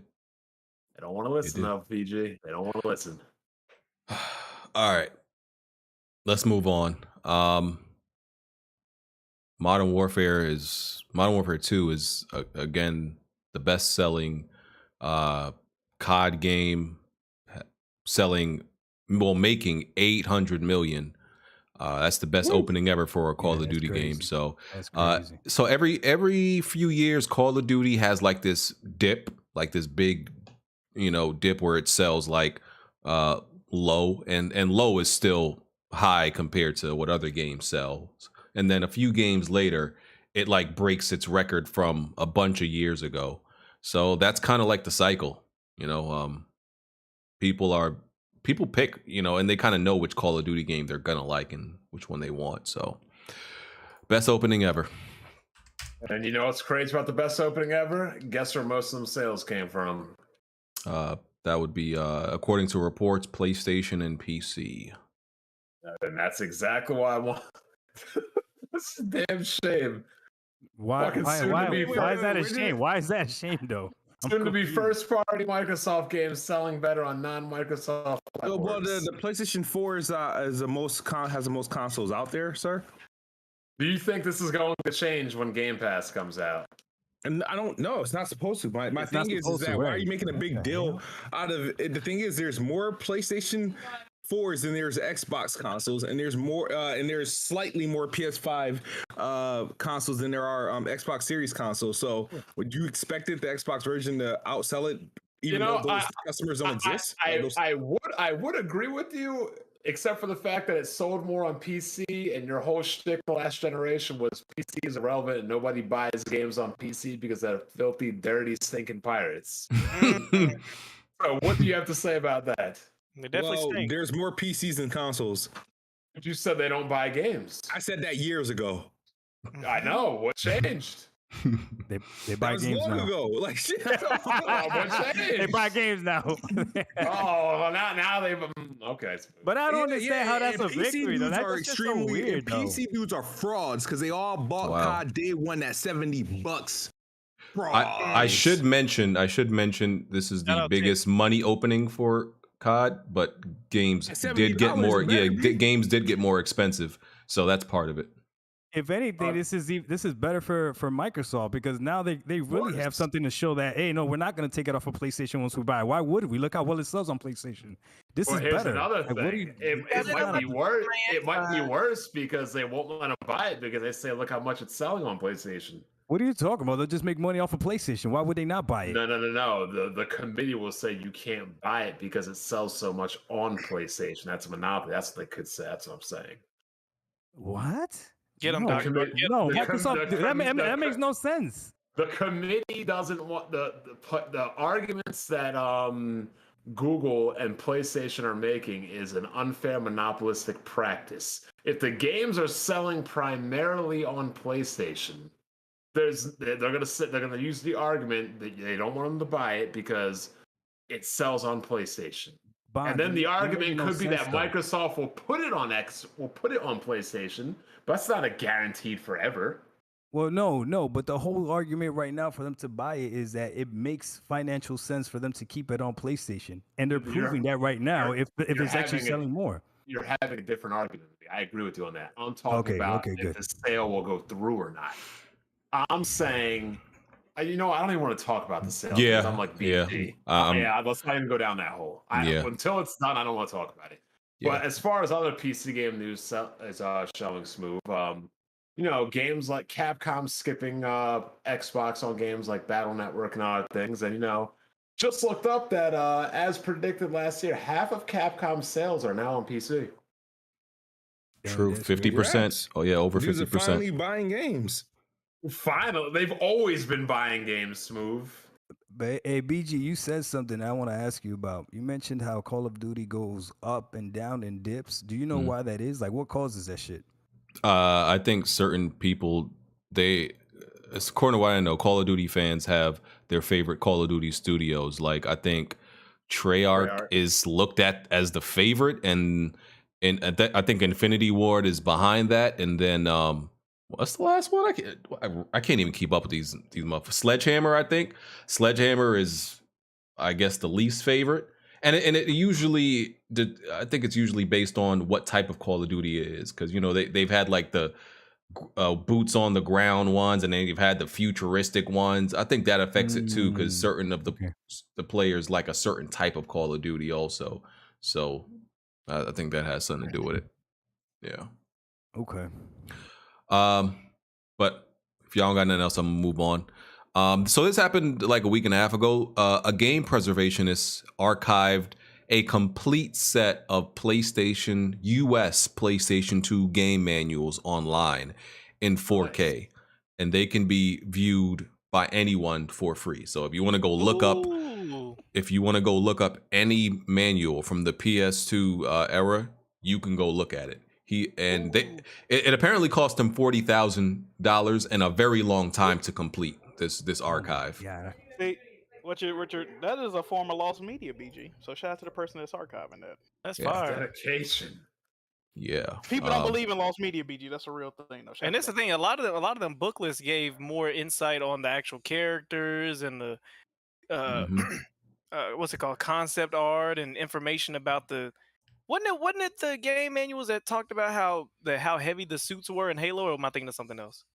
No, yeah, game manuals gave you details. Yeah. I remember there was a time like I'd go out with my dad, we'd buy games, and like on the way back home we'd be reading the manuals. Yeah, nigga, I used to. We were hyped to read the manuals before the games. Damn, Bond, I remember that shit too. Except for the dad part. You remember that shit? Except without the dad part. No dad part though. Before smartphones. Wait, why is that funny? Wait, why is that funny? Hold on now. I'm about to say before smartphones, I used to.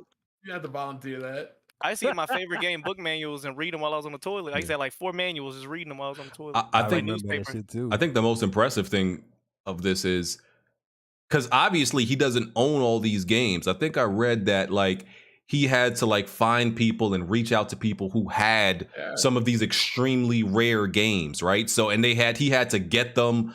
I think he had to get them actually physically from them and like borrow them and then scan the manuals. So and some of these shits are super rare. So to somebody trusted them. Yeah, like that's an incredible feat to even get these games. Yeah, or that nigga had to put a retainer fee. He was like, bro, if you pay me X amount of money, I'll let you borrow it and I'll give the money back to you when you send it back to me. Because damn, letting somebody borrow a Suikoden 2 manual, good lord. I'm not letting anybody borrow my Shenmue 2 manual. No, sir. I mean, that's probably where the 40,000 came from. They're probably right. He probably had to pay a retainer fee. Like, look, if you're gonna let me borrow this manual, like, I wonder what he does for a living. Like when we hear these stories about people just having to spend an excess amount of money for something that wasn't, I mean, not needed, but this wasn't nothing that had to be done. I wonder if these niggas already be rich and they just bored. This they hobby. Like, where they be getting this money from to do all this? Sometimes it's just the passion, man. Some people just get the passion for something and it'll drive them to do stuff like that. That's pretty awesome, though. $40,000 for yeah. There's people that collect stamps as a passion.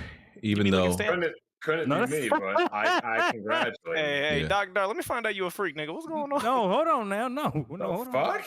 No. Yeah. You said some people collect stamps and then went. Like we all heard that. Come on, dog. Even though I'm not like long tongue Larry, let's get it. Oh my god! Even though I'm not like one of those dudes who's like crazy about like the preservation part of it, I find this still impressive. I ain't about to go look at none of these manuals, but I think it's cool he did it. That's a great tripping, nigga. I'm about to go read the Jack and Daxter manual right now. Oh my god! All right, man. Hope you enjoy that. And I think they in 4K as well, from what I've seen on the links. Do you have a link to that, or do we just have to Google that? Blazer just linked it in my Discord. Got it on my PC and my Xbox. Yeah. Oh, by the way, God of War 2018 total sales are up to 23 million thanks to PC. The last 3 million were really PC pushing that. Even though Jack likes to blame PlayStation games going to PC for everything bad, it's all terrible and stuff. Well, that 3 million is not confirmed PC. It's PC, Jack. That article said, well, for last time I heard, they were struggling to get over 1 million on PC. So how we know? Is everybody buying games but the Xbox dudes? What's going on here? Of course. I haven't bought shit in a while, dude. Oh, why did you confirm what Bond said? Come on now. No, I haven't bought like, hey, honestly, all right, so I'll say this. Like, had it not been for Nick Banks, I wouldn't have bought God of War, and had not been from God's Bulldog, I wouldn't have bought Call of Duty. At least not yet. Why? Because of who? I just haven't been I'm not really in a position to buy all these damn games, and they're $70. So I just been playing whatever I had access to.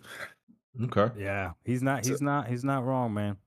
And the thing is, just say the real answer. There's nothing to buy. No, but the thing is, I have other platforms where the games. It was like I could. Yeah, there is something to buy on other platforms. I just haven't been really in a position to buy these games. And then I've been somewhere to the point where I don't really care if I hit this game like day one or not. Like I'll just get it I'll just get it whenever I get it.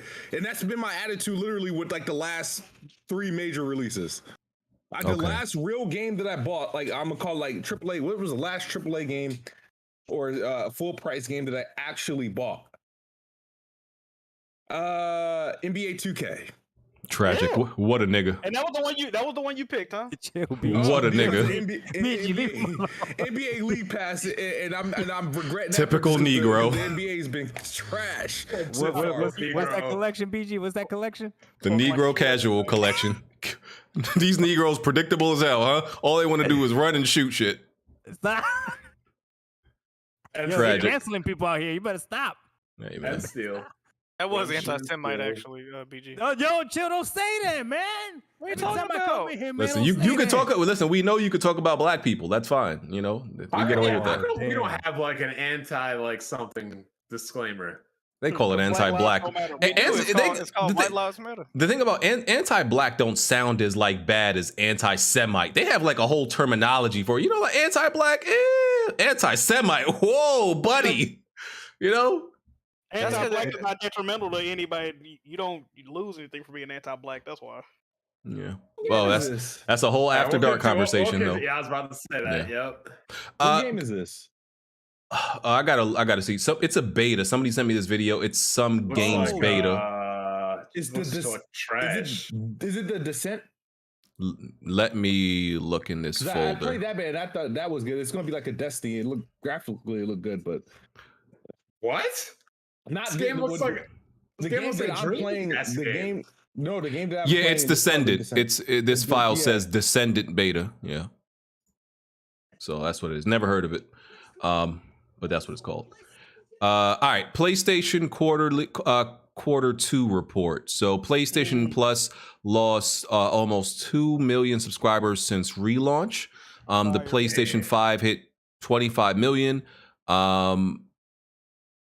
So they hit 25 million. They gained more money, and this was like their best quarter ever.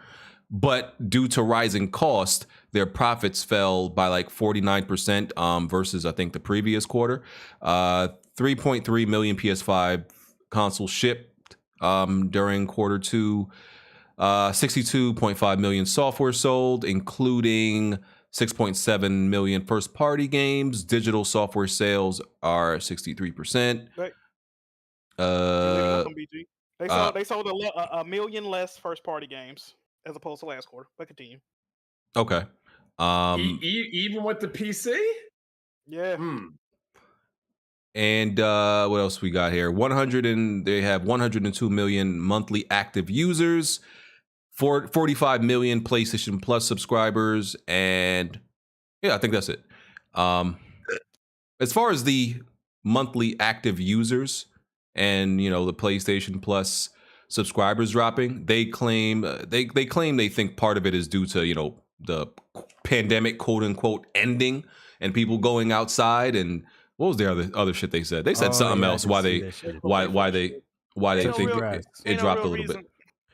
But what I will say, hey man, I always said like PlayStation needs some actual reasons that they made for people to pay for PlayStation Plus and stick around to pay for PlayStation Plus. But people told me, "Shut up, BG, you don't know nothing." I told them to make their own first party multiplayer games, give them a reason, stop relying on third party.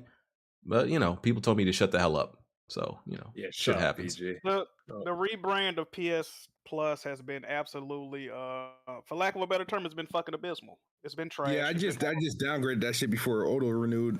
Yeah, I'm on the highest tier right now. I did lower my tier for renewal. If anything, I'll stick with the extra tier, which is tier 2. Tier 3 is worthless currently. They promised something that they're not delivering. They promised They promised PS2, PS1, PS3, and PSP games. But they're not releasing any of that. As a matter of fact, they're releasing PS4 games that are remasters of PS3 games as tier 3 games, which they said they wouldn't do, right? So they're not delivering the deliverables, as people like to say, and it's not worth it. They should continue to lose subscribers, and they're not providing what they said. So as far as I'm concerned, this is great fucking news. And they selling less games. But people, they're gonna brag about the revenue. Well, they raised the price of games for $10, and they doubled the price of PS Plus. Used to be $60. Now it's $120 if you want the full PS Plus. So they doubled the price of it. Of course, they gonna make more fucking money. Yeah, you don't want to play Siphon Filter 1 and 2. I mean, I would like for them to add more PS1 games. They need to add. That's all you need. That's all you need. That's all they added. Where's like I think they just finna get Cypher Filter 3 soon, but nigga, they haven't added in, bro. It's embarrassing how.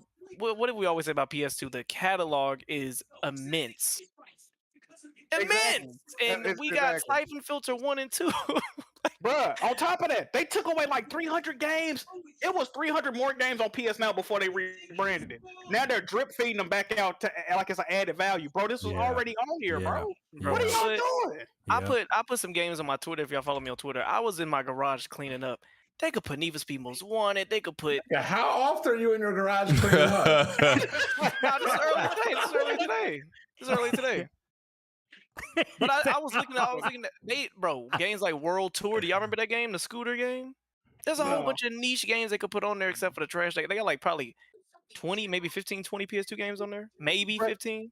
But we're not even counting. You talking about like third-party games, bro. They own a lot of these games.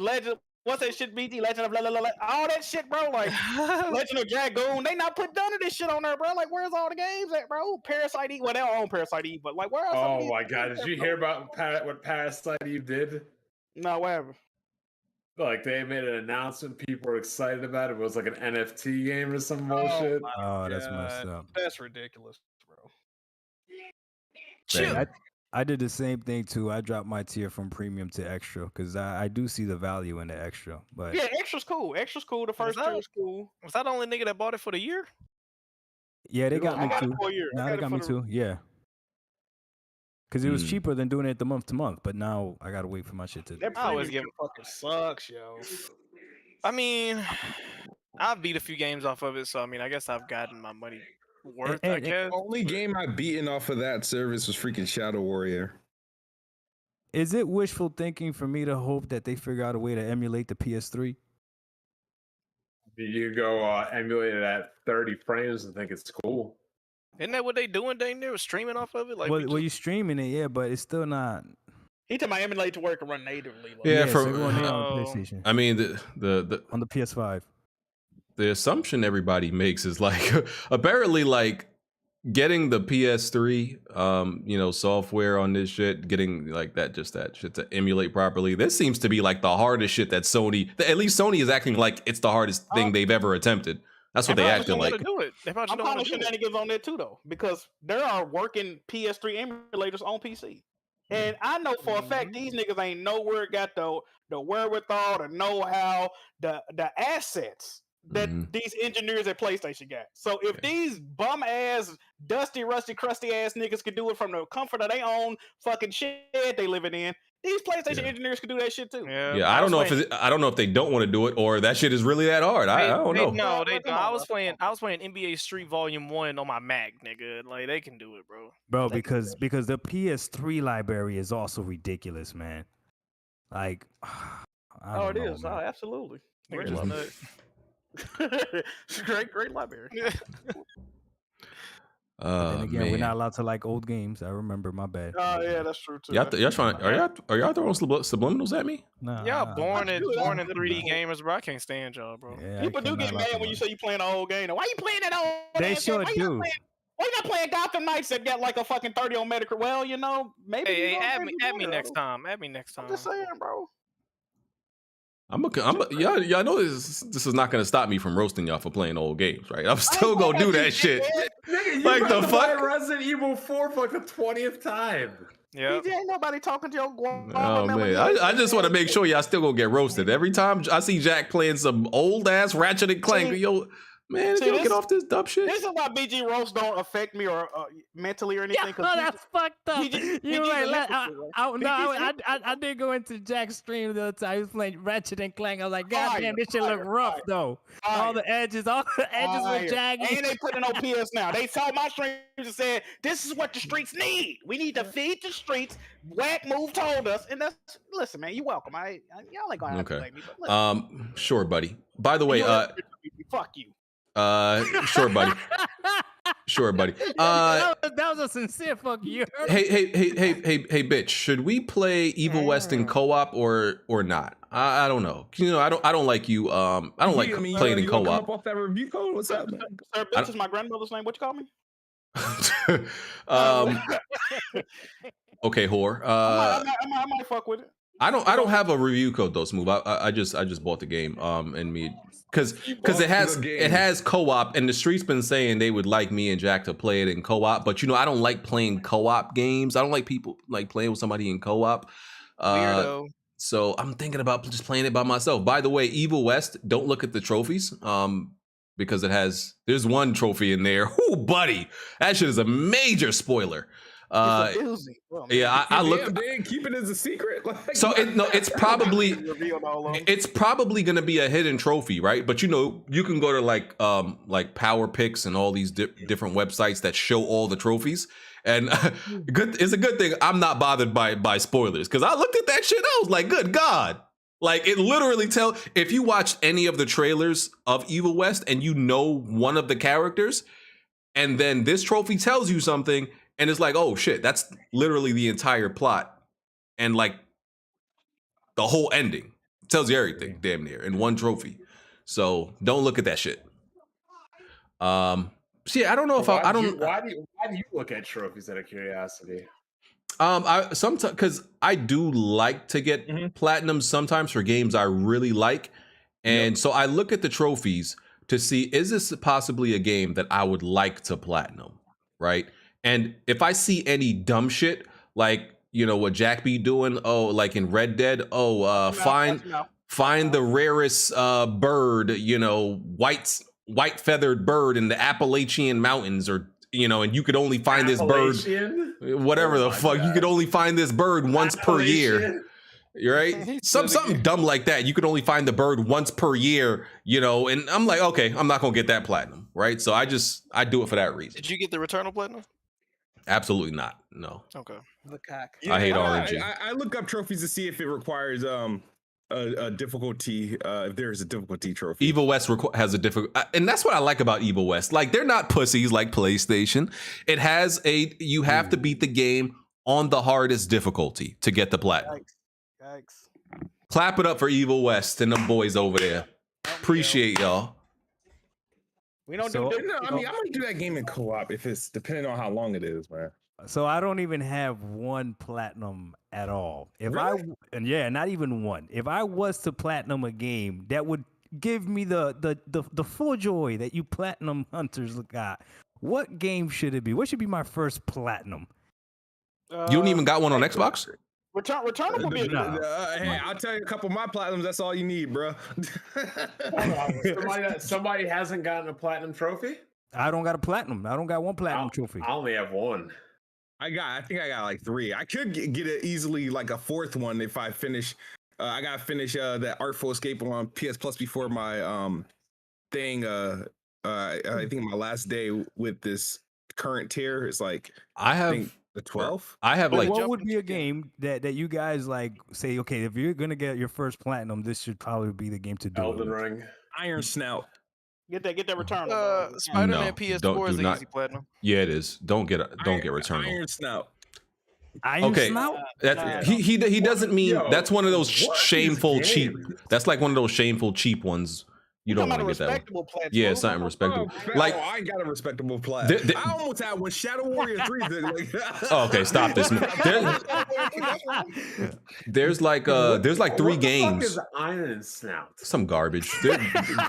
There's like 3 games that I'm one trophy away from getting a platinum, and I still haven't done it. Like Stray, bro. I still need one trophy for Stray, and I won't go back and get it because it's that dumbass speed run trophy, and it's not hard. I just don't like doing speed runs for games, bro. That shit is dumb.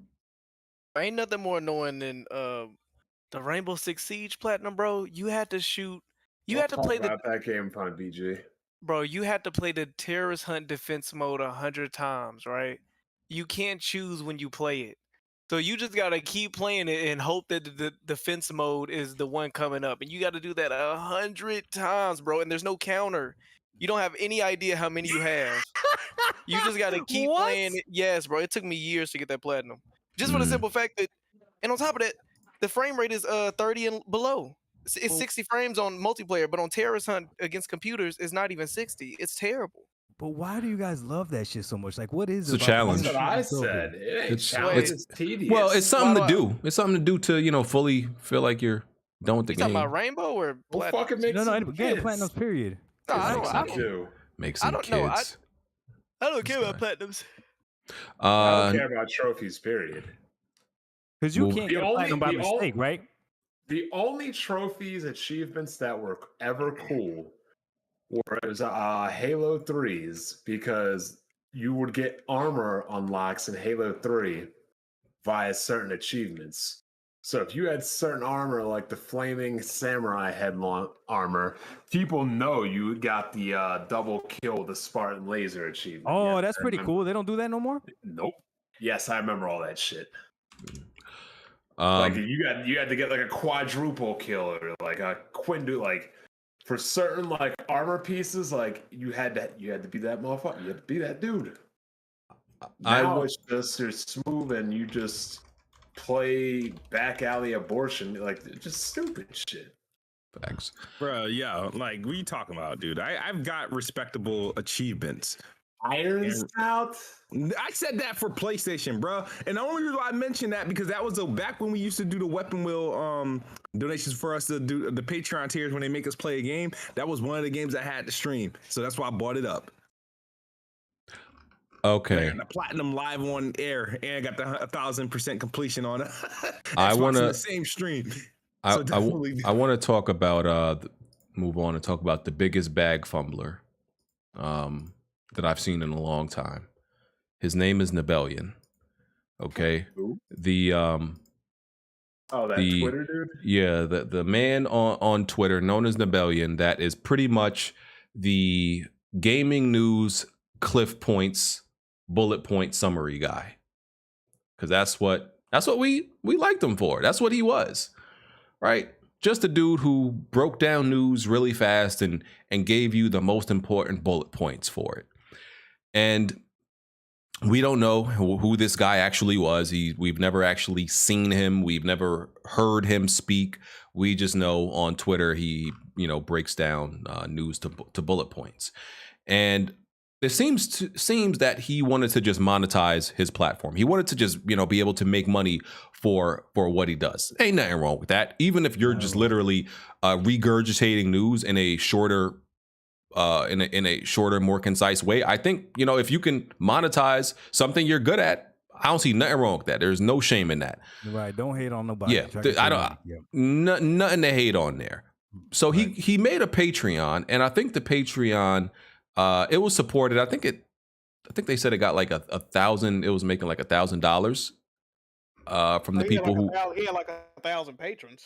Oh, 1,000 patrons. Okay. Yeah. So it says here he had a healthy 985 backers, but only two backing tiers, $1 and $3. Those are two tiers. Assuming that works out to. Should have made it cheap. Well, that is cheap. No, I said he shouldn't have made it cheap. Yeah. If he wanted like. I mean, no offense. I mean, we have like the $6 tier for a reason, but y'all do get your money's worth for it. It's not $1 for a reason. Yeah, they said this worked out to around $1,000 per month after taxes, right? But I assumed that he wasn't going to try to use this as his primary way of making money. I hope not. I thought it was just going to be, supplemental, complimentary. We don't know his situation. But anyway, it seemed like he wasn't able to, that didn't pan out, and he wasn't able to make money the way he wanted from doing this. So he quit. He said, I have miscalculated the value of my Twitter activity and realized that this is nothing worth supporting by myself for the majority of people. It is not me who's popular, but it's the work that I do that is useful. It is not valuable by itself, but just a comfortable time saver. And I get that now. And I don't understand that statement, because what the fuck did you think people followed you for? I do. The dude's white. 1,000%. Probably. And he was upset because nobody's going to snooze at $1,000 in passive income, which would obviously keep growing too. I mean, within 6 months, that dude wouldn't even have to pay rent or a mortgage potentially. So he was making $1,000 off of Patreon and then stopped. Yep. Yeah, he didn't even get to cash out on any of it. It wasn't even open a full month. I don't think he had an active income. That's the problem. Because the way he posted, he literally was posting continuous all day as soon as the news. As soon as it dropped. So he probably so he was doing it for free. Yeah. And now he's getting paid. And, yeah, pretty much. But the problem is, he says he realized he's just a time saver for people. My nigga, that's a useful thing to be for people. Yes. What the fuck do you? There's nothing wrong with being a time saver.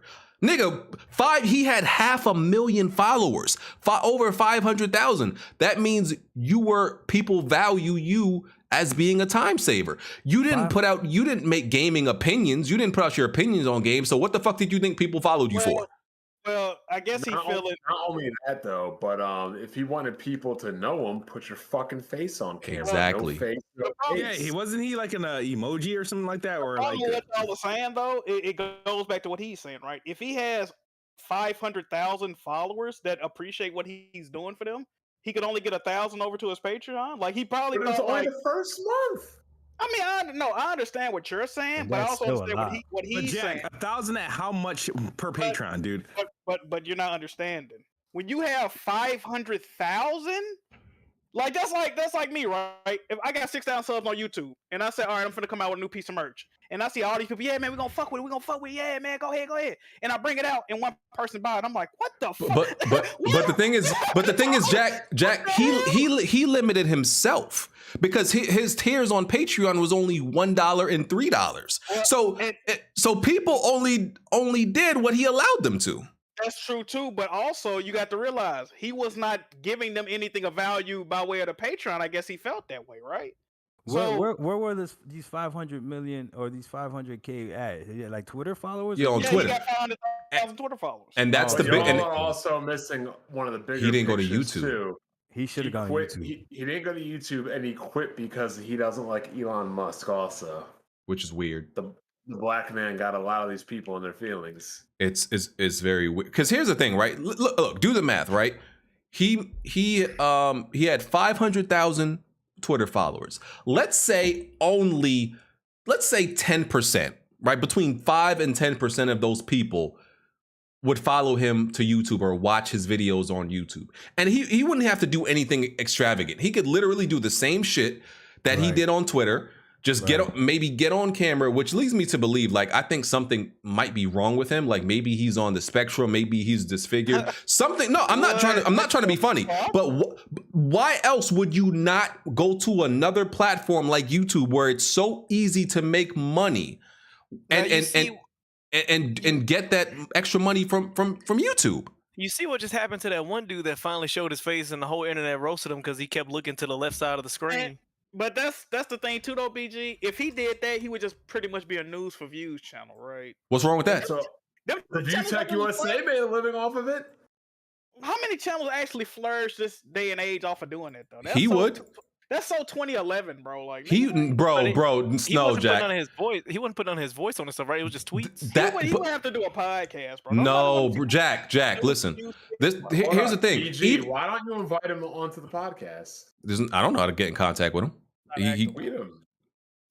He has like his shit locked or whatever, and his DMs are not open. But the thing is, okay, Jack. The thing is, like, yeah, plenty of people make news for views channels, but people don't necessarily strictly watch it for news. They watch it for the personality of the person giving news. That's true. He don't have a personality. That's but we don't know that.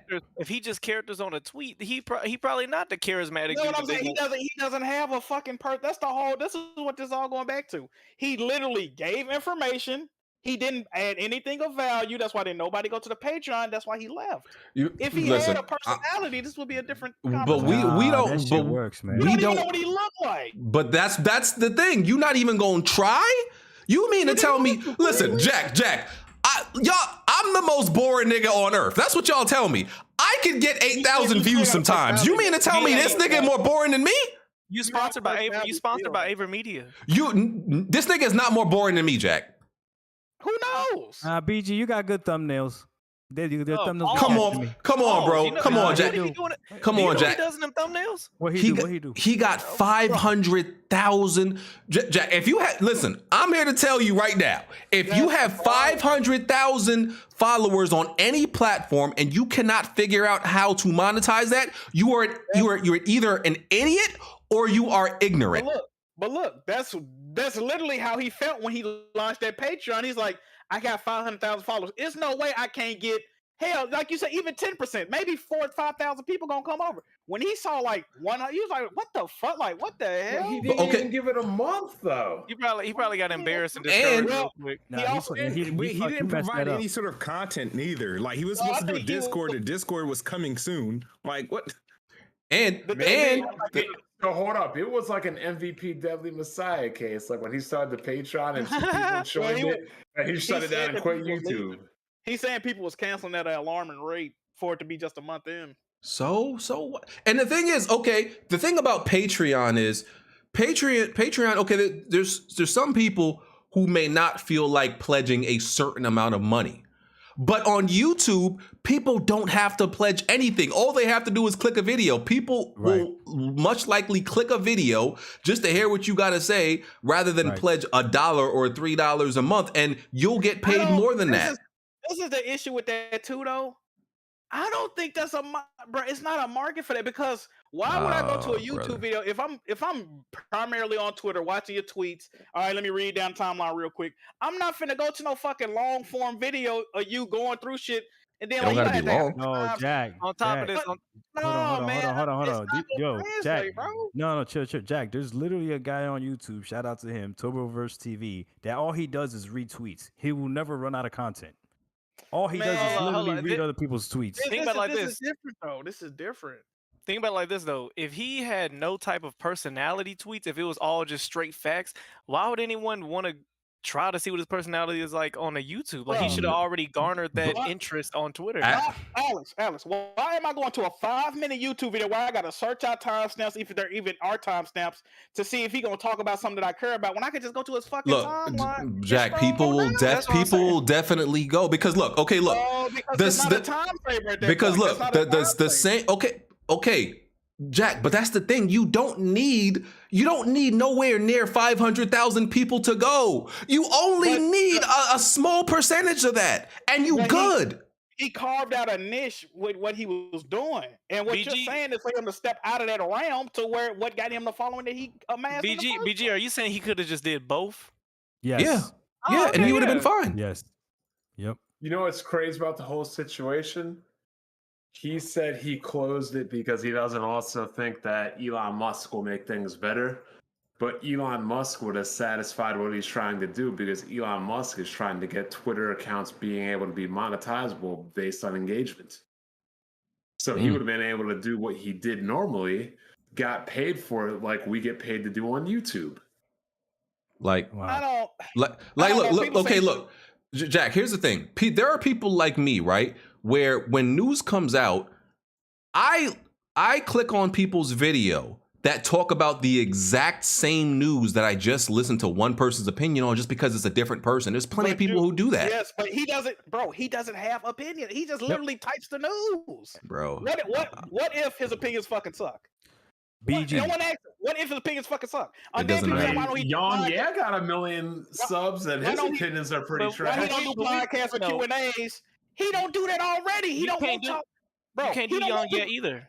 Bro, he don't want people to know his name, what he look like. Why the fuck would he do a Q&A?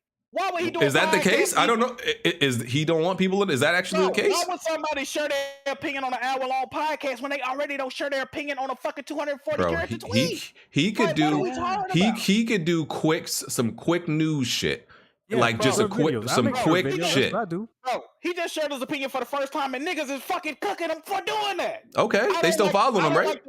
I don't like where Twitter headed because of Elon Musk. He getting roasted the fuck up because he shared his opinion one time. Well, that was some dumb shit. That was some that don't make no because that's dumb. That's like that okay, because that's literally niggas saying. Oh, okay, let me ask you a question. So, judging by how he said on that, how do you know his gamer's opinion holds any merit for me to go and follow him on fucking Jack, YouTube? it doesn't need to. It doesn't matter. Need to. Yeah, it doesn't matter. Man. It doesn't. No, it doesn't. People, it really doesn't need to. Jack, here's what I'm saying, right?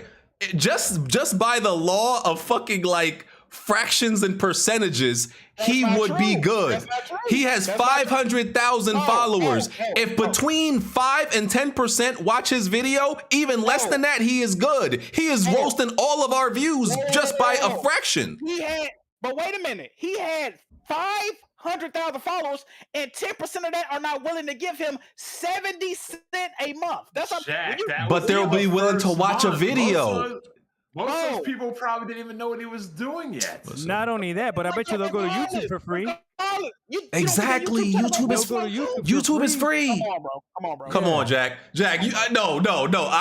Jack, he would have been his. Yo, if he makes a if he makes a comeback, if he makes a comeback right now and says he's making a YouTube channel, I guarantee you he averages bare minimum 15,000 per video. Guarantee you, bare minimum. I disagree.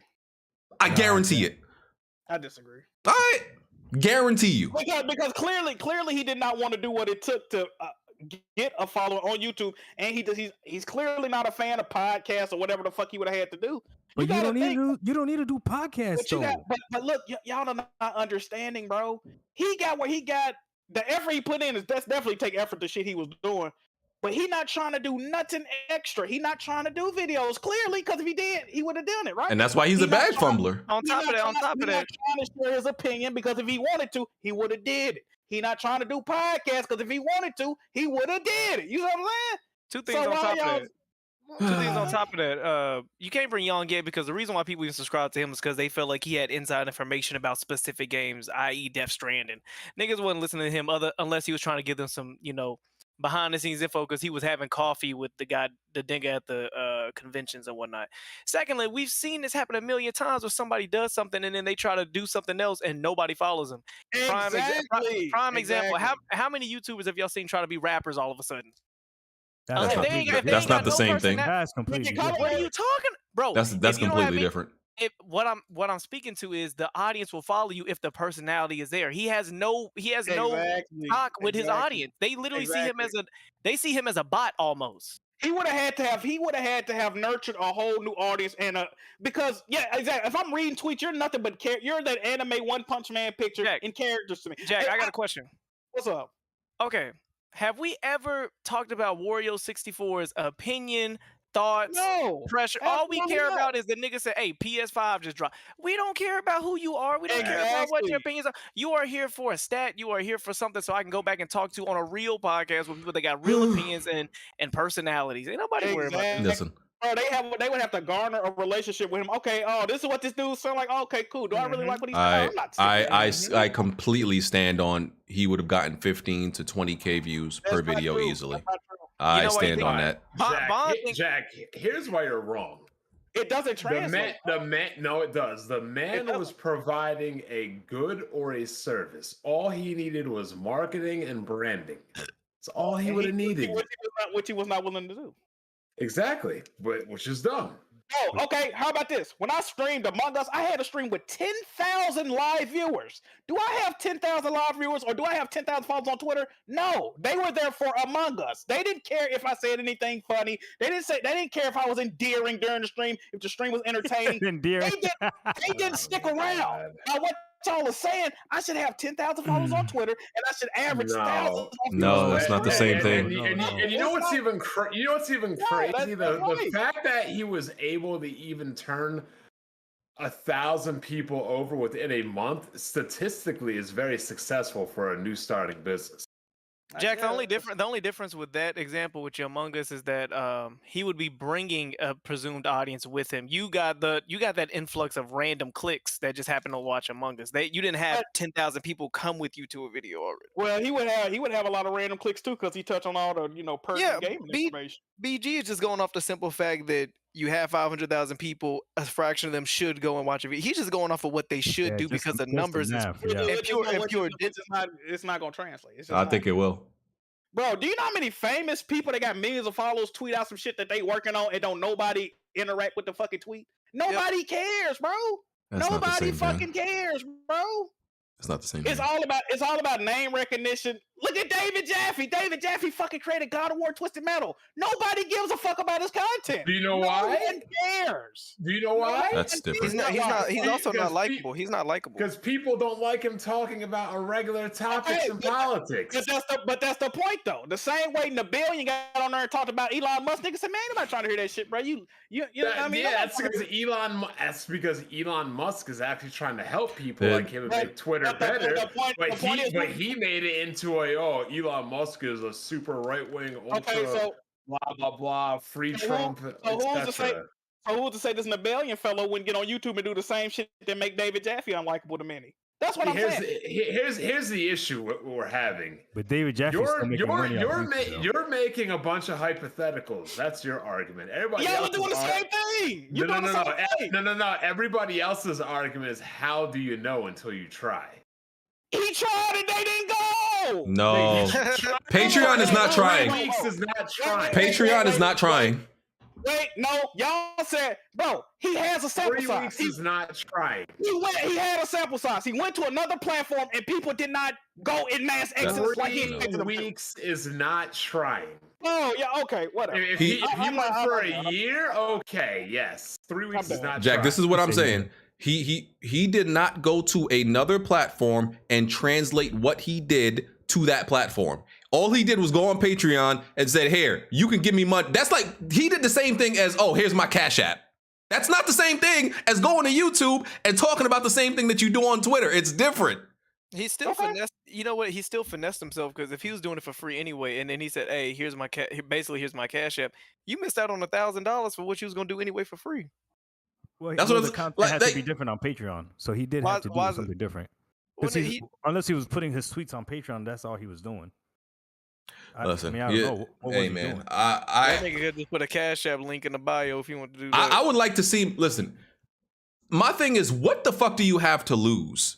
Let's say if Jack is right, why wouldn't the nigga try it? Make a YouTube channel right now. You activate your Twitter account. What the fuck does that cost? Nothing. You could literally know. You could absolutely know if it would work, if it would make you money, if people would watch literally within a week. And you could be like, oh, well, didn't work. Shut it down. It costs you nothing. You're a bag fumbler to not even fucking try to translate it to somewhere else. YouTube, Twitch, anywhere. Bag fumbler. How do you have 500,000 followers and you just literally do nothing? Can we nothing. make the argument that he never cared in the first place enough to do it? I mean, if you don't care about money, that's cool. Yeah. I'm just. There's something else BG said that's very true too, that I had to find out the hard way with analytics. There was a time on YouTube where I felt like I was late to talk about topics, and I felt like, damn, everyone's already covered this, so I'm just not gonna make a video about it. And then one day I was just like, you know what? Maybe people just want to hear my opinion on it, and I would make a video about everything that everybody else spoke about. And when I would go to my analytics, sure enough, if the topic was God of War and there was 50 videos on God of War, people would still click on my video because it was a God of War video. Like, people like to see every single angle, every single opinion. Even the people that don't like you will still watch your video just so that they can make fun of you or say how stupid you are in the comment section. Like, it's a weird fun. Like, I don't even know how to explain it. Yeah, like I even make fun of it. Like, dialogue. But this is my thing. Who's to say that he would have done any of that? Who's to say he wouldn't have just reread his tweets, which don't have any character or worthwhile? Like, it's just words, bro. Yeah. This game is coming out this date. It costs this much. Thanks for watching. Like, but you know what, Jack? But Jack, you know what? Actually, there are channels that do that. PSVR literally. PSVR Parole, which that's niche. That's a niche thing, though. No, but what I'm saying, all I'm saying is the format. He literally says these are the top 10 games coming out on PSVR. Yeah, okay, but that's PRVR. Everybody's talking about gaming, bro. Everybody's talking about gaming. Like, I don't know, man. This is what I'm saying. It remind me of people that go to E3 and cover it on their channel, but we still get more views than them. It's like they spent all this money going to E3. It's been numerous years like that. Go and watch videos of journalists that go to E3, cover it on their channel. They got, they got personalities. They don't get as many views as us, right? Because it doesn't fucking matter. You can talk to, I've seen niggas that interview Sean Layden, interview this person, that person. No one cares, right? We can talk about the exact same topic, having less knowledge, and still get more views than them, right? If we talk about God of War, we might get more views than David Jaffe. You know what I'm saying? Nobody cares. It's about the personality and the auras of the people that you are watching. The last, That's what I'm saying. the last we got smoke for you, Jaffe. Last thing I'm gonna say is bare minimum. Just dropping an account that has 500,000 is stupid. Just dropping it. That's literally cash. It can translate to cash. Like you're flushing money down the toilet just by not using the account. That's like also my issue with it. Like it's like, oh, okay, that's literally like having a currency, but it's not US, right? And you just haven't taken it to the bank so you can make it USD. So you're acting like it's not worth anything. No, it's worth something. You just didn't fucking, you're like go trade it in for the fucking actual currency that you need. So you're just leaving it? Like, come on, bro. I'm sorry. He ain't got no initiative. That's at the end of the day. That just looks nuts to me. I'm sorry. It looks nuts to me. Laziness. Just looks nuts to me. But couldn't be me. Nah, couldn't be me. I would have capitalized on that shit like crazy. Bag fumbler. Yeah. Is that a new orientation, Bar? It sounds like it when BG said it. Yeah. It do sound Bag like fumbler. yeah. Big bag fumbler, bro. Crazier shit has happened. I mean, me and Dr. Trey both closed the gap before Xbox did. You talking about the one in his teeth? Or... Yeah. Damn. Remember when Smoove said that the Xbox is going to close the gap? We both closed. I mean, shit. Dr. Trey on grow before Xbox on tap. You put your knees together when Kid Smoove said that? Oh, shit. Last thing I want to bring up. I kind of hate this. I don't. This is a stupid topic, but for some reason, IGN brought up to the director of Final Fantasy 16, Naoki Yohisha. They brought up the conversation about the lack of diversity in Final Fantasy 16. Game's not out yet, obviously, right? And then this sparked a whole topic about it on Twitter, and I was so confused. I was like, where the fuck did this topic come from? I'm like, what do you mean lack of diversity and what? Like people, characters, literally lack of I got an idea about that. But go ahead.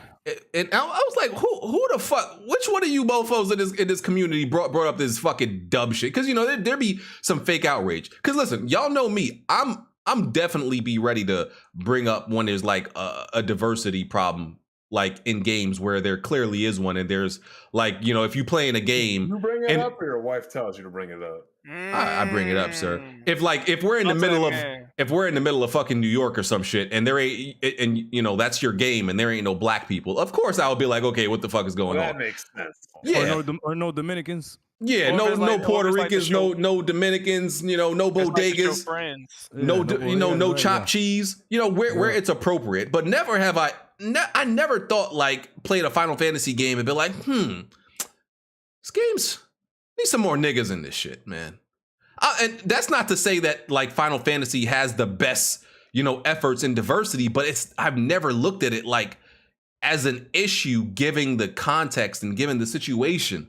So when I found out that it was IGN who brought up this fake outrage, I hate, and I want to know if this person that asked the question was even black or colored or whatever, because I hate when people of other races bring up an issue when when the people themselves that it affects don't have an issue with it. I'm like, my nigga, we okay. We're not mad at this. Why are you bringing it up to make it seem like we're upset about it when we're not?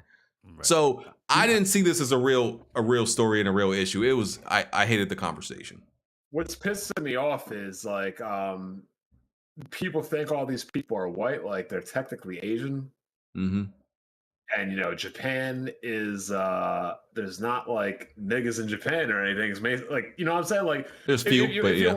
If you watch most anime, I mean, looking at Naruto for a read, those sand ninjas didn't come out until 3/4 of the way into the damn show, because they're like, well, damn, we did everything else. Let's try something different now. Japan isn't diverse because in Japan there aren't it's not a melting pot like America or Europe. You know, I It just actually is what it is.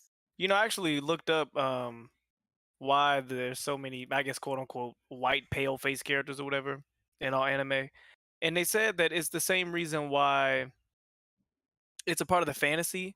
So they create a bunch of characters that look like regular white Americans because for them, white people is kind of that's weird. That's not. There's like a spectrum of if you got the big eyes, the big hair, the this. There's a spectrum of what's weird and what's normal, and essentially.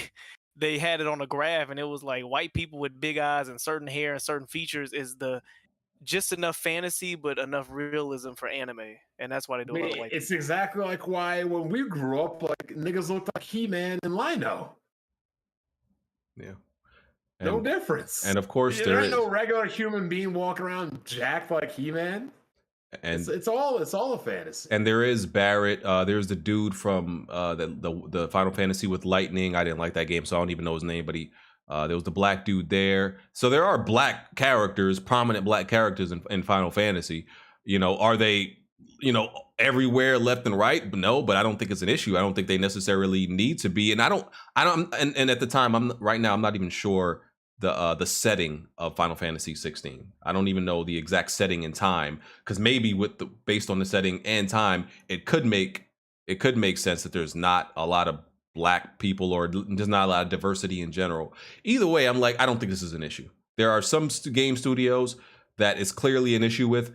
I don't think Square and Final Fantasy specifically is a real I don't think issue it's an here. issue with any Japanese company.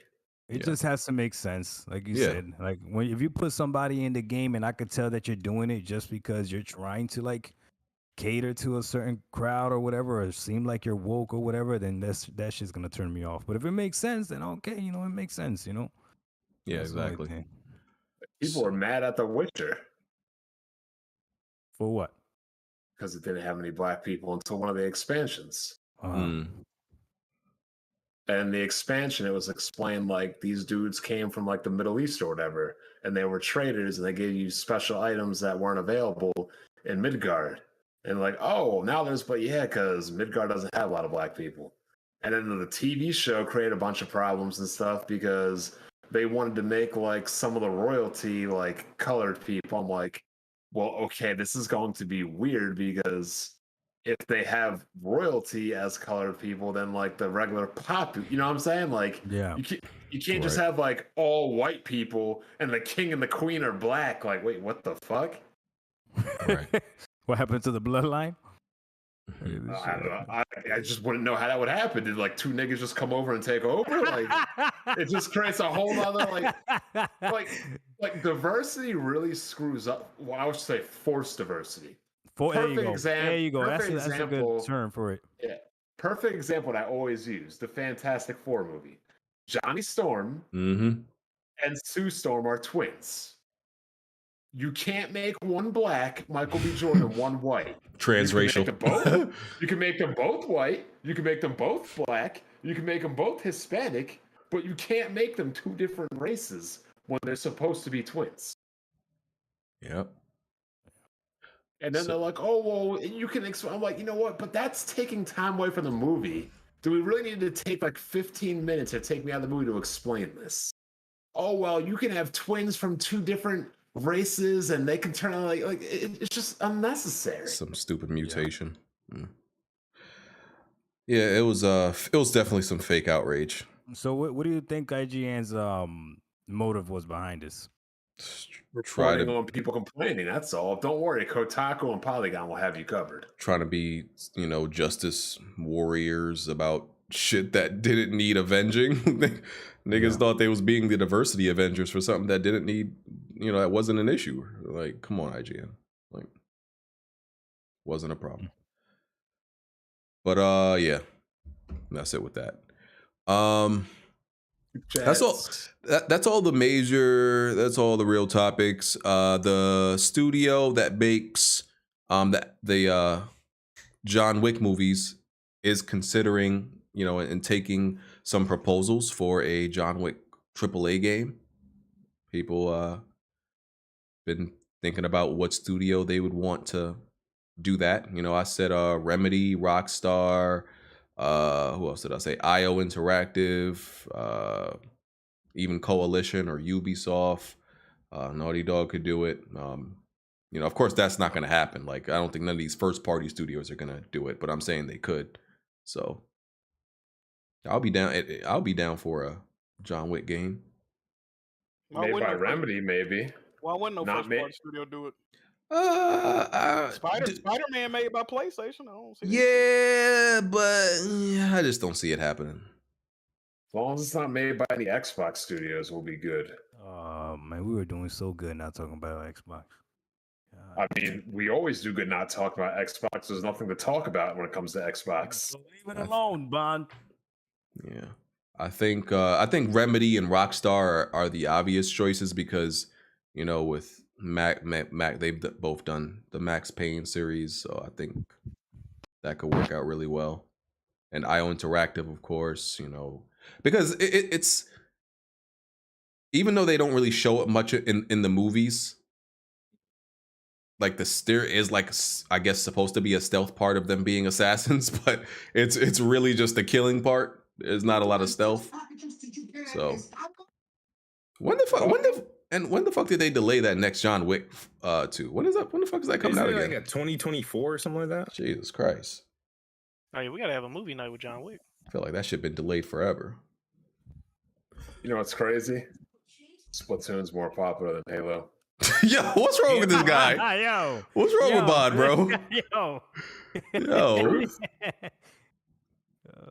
Just randomly ragging on Halo at any random point. Oh man, I think that's it. Yeah, we finished at 8:15. Good timing. Super chats. Yeah, let's do these super chats, Jack. Eidos plans to work with Xbox on games, including Fable. So I don't even know what the situation with that. Eidos. Fable's never Never mind. Yeah. They are right. I said Eidos. What is? I thought said Adios. No, that was me. But I was for some reason I don't know. I heard IO. Smoove and BG cannot pronounce studio. Oh, Appalachian, or what the fuck did he say? I think he said alopecia. He said something. Oh, brother. Alopecia. The Alopecia Mountains. The Alopecia brother. Anyway, Jack, you could do the super chats. Well, before you go to the super chats, I'll tell you one thing. I would never go to the Alopecia Mountains. Oh yeah, that's your sleep paralysis.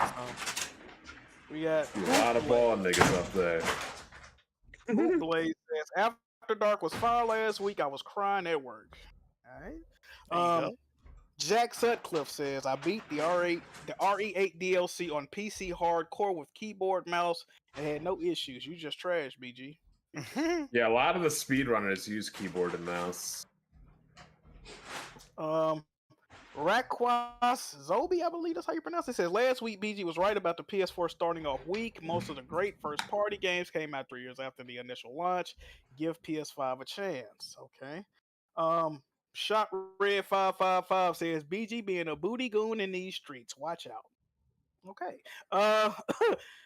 Mega ZX456 says, "That's a bad bet, Smoove. From the Frontiers demo I played, it'll be lucky to get a 75. Damn. King of Gamers 405 says, "What do you all think Evil West will do in Metacritic scores?" Man, that thing is looking really high production, and it seems like it's gonna have a really good story. I'm gonna say 87. I ain't gonna lie to you. I'm gonna say 80, 84. It's like an 82, 79 to 82. All right. Big Randall says, "Bond over there rubbing his hands like Birdman after locking in that bet." Laughing emoji. We got a Homemade Media. It says, "I made a game channel, Homemade Games Media. Share." Y'all go check out Homemade Media channel, man. Phil DVG says, "Surely his YouTube could outdo the nutty Crumbside bots." Who knows, man? Jazzy Jefferson says, "Jack is right. Making quick tweets, regurgitating news with Twitter algorithm wouldn't work on YouTube either. It'd be more of an effort to do YouTube videos. Viewers are lazy to hit the like button on the podcast." That is true. We got Wizard 23. He says, There's women on Twitter with mad followers because of their looks and that try and do YouTube vlogs and get 300 total views. It doesn't translate. Corey Ford says That's BG is right. let me just say this, right? Like, yeah, y'all got to realize that, like, okay, when you take, for example, these certain women, like, look at Meg the Stallion, right? Her music, her albums, and her music be flopping, Talking right? about Marcus. Because she does one thing on Twitter and in videos that people follow her for and look at her for.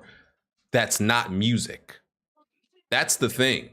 Nibellion, people follow him for news, so they would watch him for the same thing. I'm just saying it's not apples to apples with that, because it's, you know what I'm saying? They're offering something, like Meg Thee Stallion is offering something online, which is twerking, which a whole bunch of people look at her for. And so when it comes to her album sales, they're like, bruh, I followed you for twerking. I don't give a damn about your music. You see what I'm saying? So it's a little bit different. At the end of the day, if he doesn't have a personality that they want to see more of, they're not going to another platform to see the same news. Proceed. Corey Ford says BG is right. Plus, Nibble has connections like Jeff Keighley. He could have asked Jeff for a shout out on the VGAs to promote his YouTube channel. They got connections to the Kojima cocksuckers. You got Metro Knight. He says the new Lord of the Rings diversity is a little weird, not gonna lie. And finally, we have Dizzy123. He says Yoshi said that Final Fantasy 16's world is not the entire globe, which is why the characters are all white. He said the world is Euro medieval inspired. That's it. Yeah, for some reason, creators of TV shows, movies, and everything, they just feel like in medieval times, no black people existed. Only white people existed during the Black Middle Ages.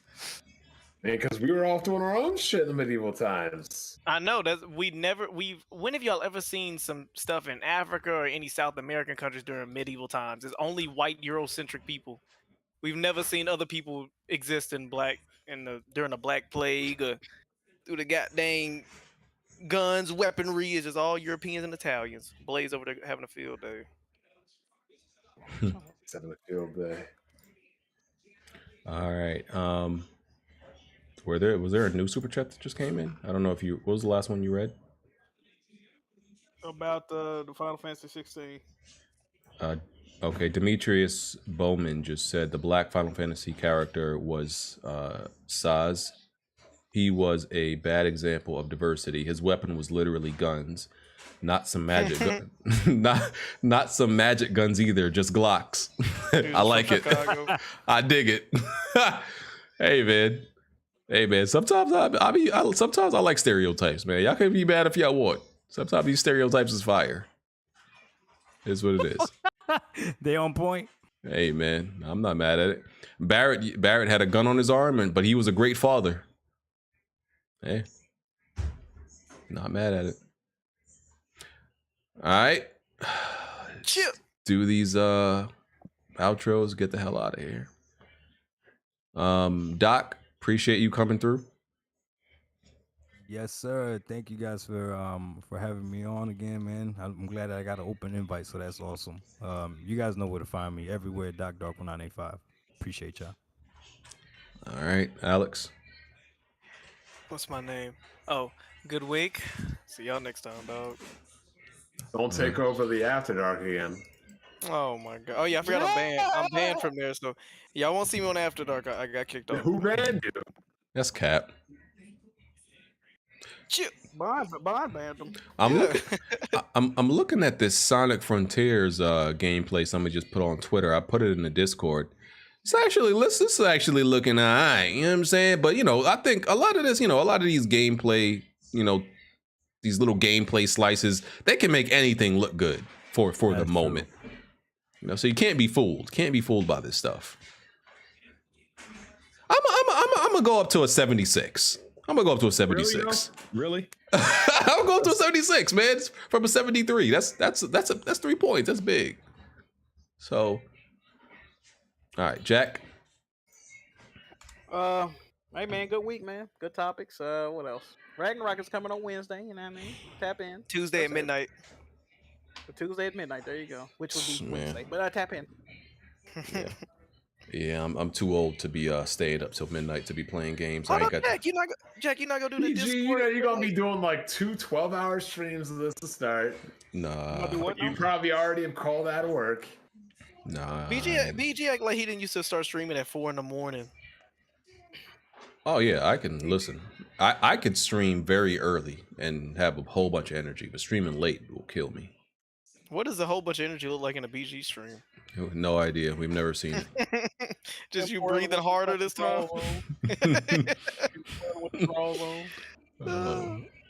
Buddha. What? What did you call him? Wait, what did you call him? Wow. Call, dog. Hold on, no. You're not gonna whisper that. Hold on now. Let me do my outro.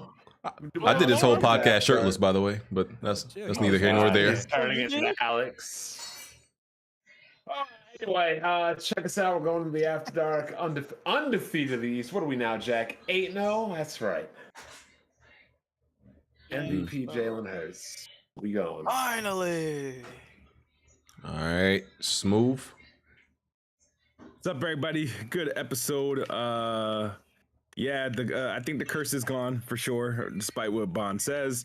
Look out for that sign. When those Metacritic scores come out, look out for that. That's going to be the real proof. And yeah, see you guys in the After Dark. Okay. Can we get a live? God, I don't want to be saying my Xbox. Performance. When you gonna go on? When you going on tour, Smoove? Smoove got to go on tour. My God. Why you say it like that? Can we get a live rendition real quick? Say it again, though. If you duet with me, I got you. You do it a lot better than I can. So. That shit was fine. I'm not gonna lie, cause I'm able to put food on the table. Let's go. Hey, he got quotables. Yeah, he sure do got quotables. Oh shit. All right, that's everybody, right? Everybody did theirs. All right, chat. We'll catch y'all next week. We out. Peace.